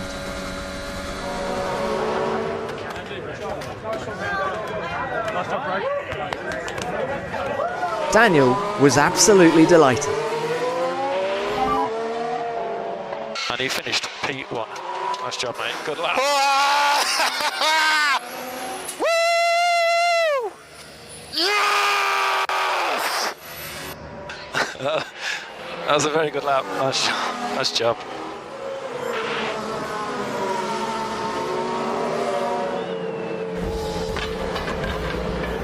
Max showed his frustration in Parc Fermé, but it was a good day for Red Bull, who celebrated their first front row lockout of the season. World title protagonists Hamilton and Vettel shared row 2, with Bottas and Raikkonen next up in 4th and 5th. The Renaults continued their recent return to form, Hülkenberg 7th and Sainz 8th. and it was an all-Sauber fifth row, Leclerc once again ahead of Ericsson. Hamilton can be on top of the world today. It's lights out and away we go, and Hamilton makes an incredible start from third on the grid. He's already ahead of Daniel Ricciardo, and he's now going wheel to wheel with Max Verstappen. Sebastian Vettel alongside Ricciardo, Hülkenberg and Sainz scrapping it out. Verstappen on the inside leads into turn one ahead of Lewis Hamilton, Valtteri Bottas alongside Daniel Ricciardo and ahead of Sebastian Vettel. Verstappen has gone from second to lead into turn one, and there is Fernando Alonso going very wide and contact right at the rear. So Ricciardo just didn't get away, bogged down on the start line, never recovered from it. Great driving through there. They didn't trip over each other too much at all, except for back. And Bottas off the road on the outside of turn 5, locks his wheel to the double apex of turn 6. We're on board with Lewis Hamilton. As it stands, he will be the world champion. He's down in 4th place at the moment. The car in front of him is Kimi Raikkonen. He hasn't stopped yet. The man leading the race is Sebastian Vettel. He hasn't stopped for a pit stop yet. The man in 2nd place, Max Verstappen, has just set the fastest lap of the race after stopping for a brand new set of super soft tyres. And this being held up for the 2nd time in 2 Sundays behind Kimi Raikkonen is allowing Daniel Ricciardo to really get on the scene. And now we've just got a long double, triple S-bend coming up. And there really isn't an overtaking place through here now for Lewis Hamilton until turn 1 at the end of the pit straight, of course, in the beginning of the next lap. Yeah, this straight just a little bit too short, and the braking zone not really long enough to mount a challenge going into the stadium section down at turn 12. Ricciardo might be getting a double helping here of DRS and slipstream from the Ferrari and the Mercedes. So the Mercedes, I'm imagining, should release off that final corner. Thought it'd be better than that, if I'm honest. Well, Hamilton's not really gaining much on Kimi Raikkonen, but Ricciardo's really gaining on Lewis Hamilton behind, and he's got DRS obviously to help him there. Hamilton might be going for it, but Kimi Raikkonen into turn 1. He is going for it, you know. That's very, very close indeed, but they managed not to come into contact, and Hamilton gets the inside line at the exit of that chicane to pass Kimi Raikkonen, who's then passed by Daniel Ricciardo as well. So Raikkonen, during the course of 1 corner, loses 2 places. Hamilton up to 3rd, Ricciardo to 4th. So, Sebastian Vettel pits, and it's a nice pit stop as well, as Verstappen now crosses the line and retakes the lead of this race. Box, give me box. There's Verstappen, but we're looking further back here. Hamilton and Ricciardo. Where's Sebastian Vettel? As he lost time to the 2nd and 3rd place man by staying out a bit longer? Looks like he might have done there. Kimi's pit stop should get him out once again behind Valtteri Bottas. Sebastian Vettel is right there on the rear wing of the Red Bull once again. He pulls out, as you can see, to the right-hand side. Braking into turn 1 we go. Sebastian Vettel on the inside of Daniel Ricciardo. They come close, but they don't touch.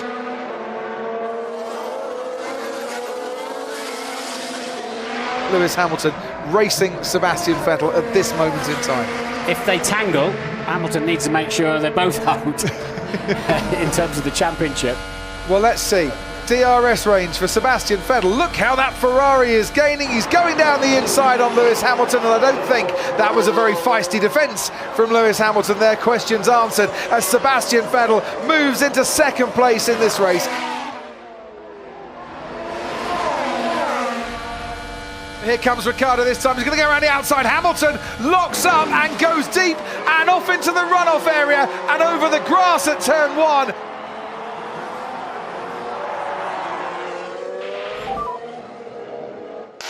Nothing left, guys. These tyres are dead. Copy, Lewis. We're looking at the options. Daniel Ricciardo, the man who's had more DNFs than any other driver this season, 7 of them in total. A puff of smoke there that he will not want to see, and 7 DNFs become 8. Max Verstappen's smile will be beaming in Mexico this evening.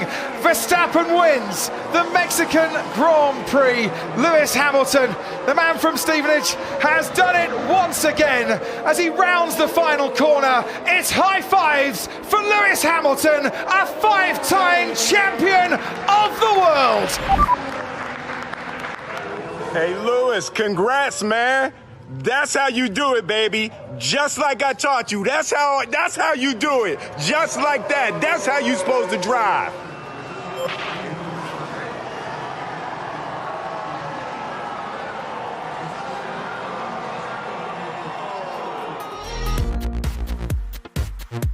For the second consecutive year, it was a dominant victory for Verstappen. Vettel came home second, with Raikkonen third. Hamilton's fourth place was more than enough to clinch his fifth world title with 2 races to spare. He took the spoils, but it had been a long, hard fight with Vettel.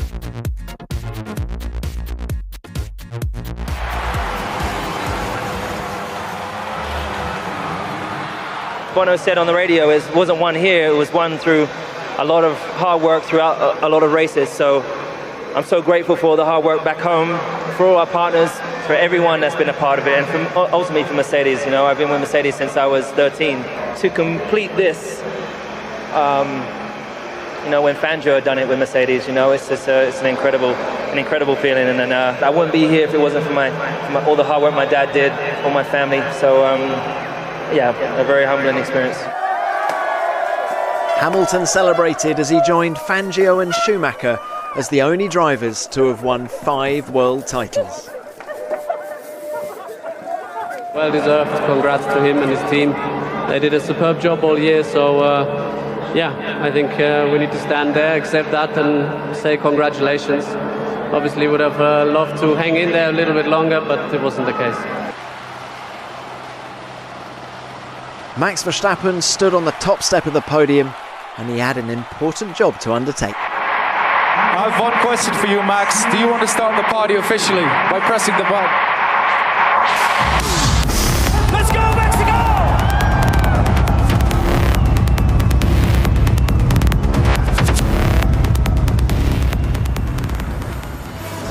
The vast urban expanses of Sao Paulo welcome the teams for the Brazilian Grand Prix, the penultimate round of the championship. Newly crowned world champion Lewis Hamilton showed no signs of letting up when he took his 10th pole of the year. Hamilton and Vettel shared the front row for only the 4th time this season, after Hamilton set a new qualifying record around Interlagos. Bottas had been quickest in Q2 but couldn't repeat his pole position from last year. Verstappen was the lead Red Bull driver, ahead of Ericsson, who celebrated his best ever grid position. Leclerc was 7th and Grosjean made his 12th top 10 start in 13 races. Gasly and Magnussen were 9th and 10th. It's lights out and away we go. Hamilton and Vettel get away well. Bottas very fast ahead of Kimi Raikkonen. Vettel on the inside ahead of Valtteri Bottas, but for the time being Bottas skips around the outside, got a better line into turn 2, and Valtteri Bottas ahead then of Sebastian Vettel. Verstappen is ahead of Kimi Raikkonen. Both Ferraris struggling to get away on those harder tyres. It's hurt them a little bit, but already Raikkonen on the offensive. Marcus Ericsson's going back with Charles Leclerc under pressure as well as into the Tocino de Lago we go, and Kevin Magnussen going wide in the Haas. It's Lewis Hamilton that leads from Bottas and Vettel right over his rear wing, then Raikkonen and Verstappen. Down the outside goes Max Verstappen on Kimi Raikkonen into turn 1. He's got another Ferrari ahead of him. It's Sebastian Vettel. Speeds of over 200 miles an hour, and he's getting a decent slipstream behind Vettel, who's got DRS as well. He's going down the inside. It's Max Verstappen almost on the track and manages to squeeze past Sebastian Vettel, and he's up into 3rd place. This is hugely significant for this Grand Prix. That car has got good race pace. The Ferraris have swapped places. Kimi Raikkonen getting past Sebastian Vettel on the run down the Retta Reposta into the Tocino de Lago. It was a lock-up from Vettel that cost him pace, and Kimi said, no, I'm not going to wait for you all day, I'm coming past. Bottas locked up in the midfield. That's allowed Verstappen to get closer. Which way is he going to go? Left or right? Left or right? Down the left he goes. Bottas gives him room. Max Verstappen says thank you very much indeed. 2nd place is mine. He likes it. The rest of the grandstand like it, and I quite liked it as well. Max Verstappen stops. It's the soft tyre. There was a little hesitation on the front left. It's a 3-second stop though. That's 4/10 slower than Lewis Hamilton. Is that Hamilton going through the first corner? Yes, it is. And Verstappen will come out not only behind Lewis Hamilton here, but behind Stoffel Van Dorn as well. Key is, can he get ahead of Fernando Alonso so he doesn't have to lap that back marker? He can. Verstappen's almost pushing that Mercedes up the hill here. Such is his pace difference, and such is the speed and the exits, the speed that he got from Jun Sao. Moves over to the right-hand side of Lewis Hamilton. Max Verstappen looks in his mirrors. Don't know why he was doing that, because Hamilton was alongside and then was passed, and they do rather like that one. And there is Bottas and Raikkonen. So this time, Kimi looks a little bit closer to me, Martin. It looks like Kimi Raikkonen might have the opportunity down the straight, kicking up a bit of dust as they go off the racing line. And that is Max Verstappen, the race leader. And he has spun, coming down the hill. Did they make contact? Not really sure what the Force India was trying to do at that point on a back marker. That was Esteban Ocon down there. Here's the onboard with Max Verstappen. Down the inside he goes.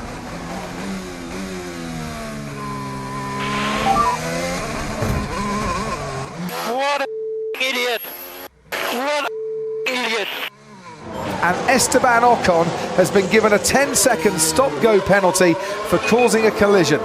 Lewis Hamilton is going to cross the line and win the Brazilian Grand Prix, his 50th win in 99 races in the turbo hybrid era. It's a fantastic achievement. Max Verstappen comes home to take second place. The victory could have been his, and I'm sure we'll hear about that contact with Esteban Ocon quite a lot. Yes, that's it, Lewis. That's the double, mate. Mercedes AMG Petronas, world champs. Lewis Hamilton, world champ. Mate, I don't know what to say, mate. I do not know what to say about that. Yeah, I know what to say. I hope I can't find him now in the paddock, because then he has... But this is what it means to the team. A 5th successive Constructors' Championship. It's phenomenal. Through rules and regulation changes as well, they've come out on top.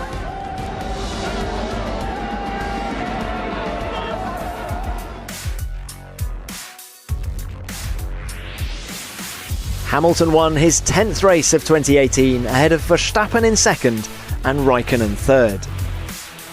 Hamilton was already champion, but things were tightening up behind him. Bottas was now under serious pressure from Verstappen in their battle for 4th place. Mercedes clinched the world title for the 5th consecutive year. They've now completed the Drivers' Constructors double every year since the turbo hybrid era was introduced in 2014.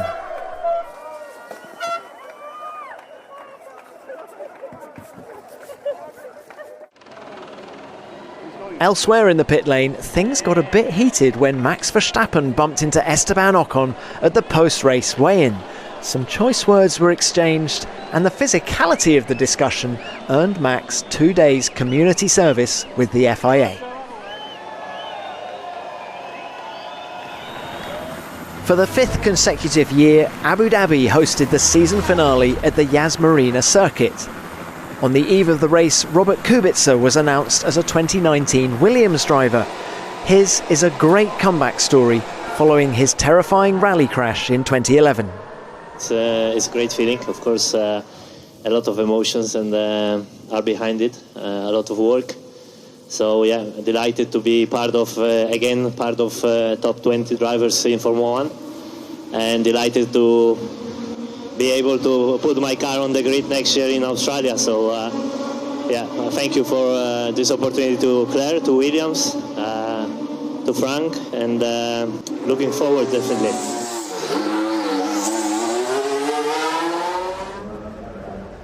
Meanwhile, double world champion Fernando Alonso was limbering up for his final race in Formula 1. So far, I think it's a normal weekend. I think on Sunday it's going to be different when it gets a little bit more emotional. But yeah, it feels okay right now, and as I said, it's going to be special, emotional, and hopefully a good one.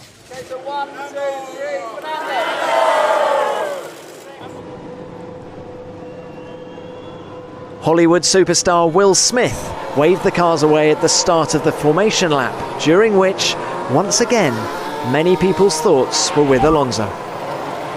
All right, champ, here we go. Millions and millions of people watching. Got everyone here at McLaren cheering for you. Let's go out with a great race. Yeah, let's do this, guys. We will give it all. As always, very proud of you.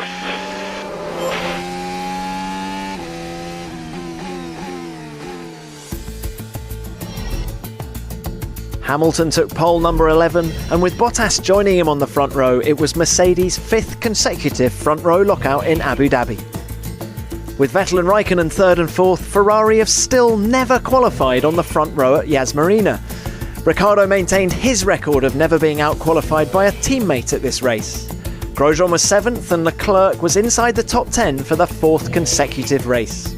Esteban Ocon was hoping to finish his Force India career on a high from 9th on the grid. Green light then waved at the back of the grid one more time in 2018. It's lights out and away we go, and it's a good start from Hamilton and from Bottas, and Sebastian Vettel trying to catch the Mercedes. Behind them comes the Red Bull of Daniel Ricciardo, just behind Kimi Raikkonen and Max Verstappen. I don't think the best start out there. Going wide is Romain Grosjean through turn 1. He's lost places to the Force India of Ocon and Nico Hülkenberg, and there's Max Verstappen right behind the Force India. There is Charles Leclerc going wheel to wheel with Daniel Ricciardo into the chicane. Ricciardo breaks latest and makes the corner, but Leclerc really fancied with some top speed down there, a move, and that is the Renault of Hülkenberg going over and over and over and out of this race, and that is Nico Hülkenberg against the barrier, taking a tumble and being punted off the track, and that is a worrying accident to see at the start of this race. Are you okay, Nico? I'm hanging here like a cow. Yeah. Get me out of this fire. Yeah. There's fire. It's alright, they're coming. They're coming. Well, Hülkenberg is okay.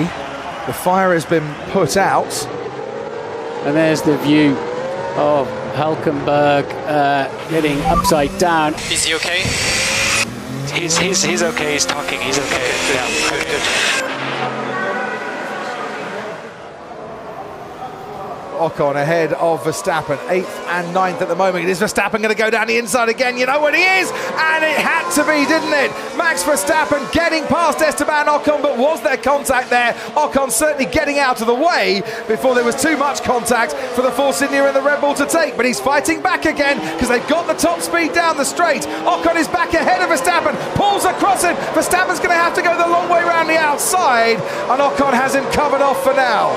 I think that repass there might have saved Max from a little word from the stewards. Now he's the one who'll get DRS, and a great run down into turn 11. But the inside line goes to Esteban Ocon, who cuts back in front of Verstappen again. Now Verstappen's got the inside line, into the chicane he goes, and that 8th place once again belongs to the Dutchman, and the Frenchman is following him and will have to try again to get past.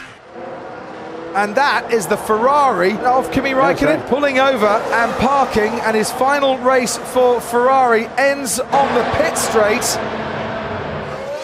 And here comes Sebastian Vettel on Valtteri Bottas. Bottas will be slow out of that chicane. It'll be Vettel who gets DRS. Bottas has to stay on the inside. There's nothing he can do about it.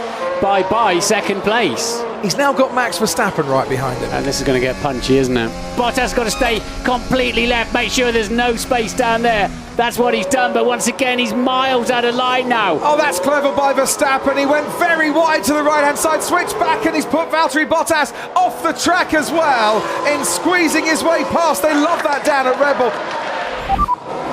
Why am I losing so much rear? Oil may be on the tyres. We may be oil. Take care. Take care. We could have oil. And if you're spilling oil, you're duty bound to take your car off the racetrack. I lost all power. Car number 44 has really been the number one once again.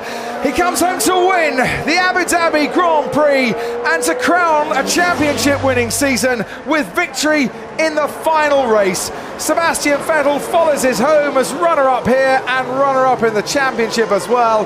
Max Verstappen finishes on the podium. Alonso, in his final race, only just missed out on points. Champ, what a career. Thank you. Thank you. You're a champ. Let's go win the Triple Crown.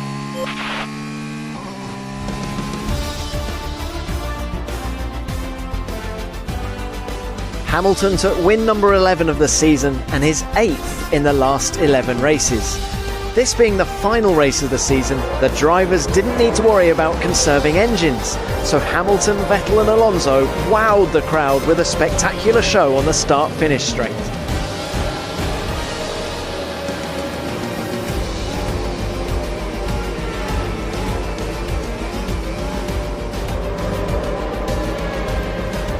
Lewis Hamilton became the first driver in history to score more than 400 points in a season.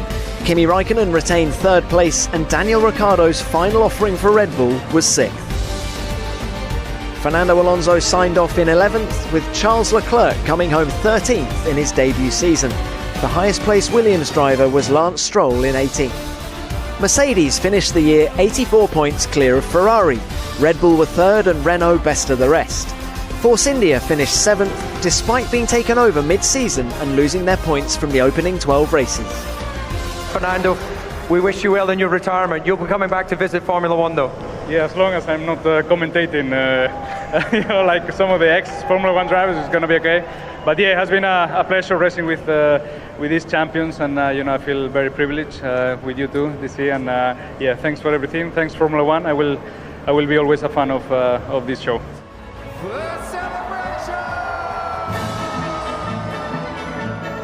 After 21 races on 5 continents, it was Mercedes and Hamilton who ruled the F1 world.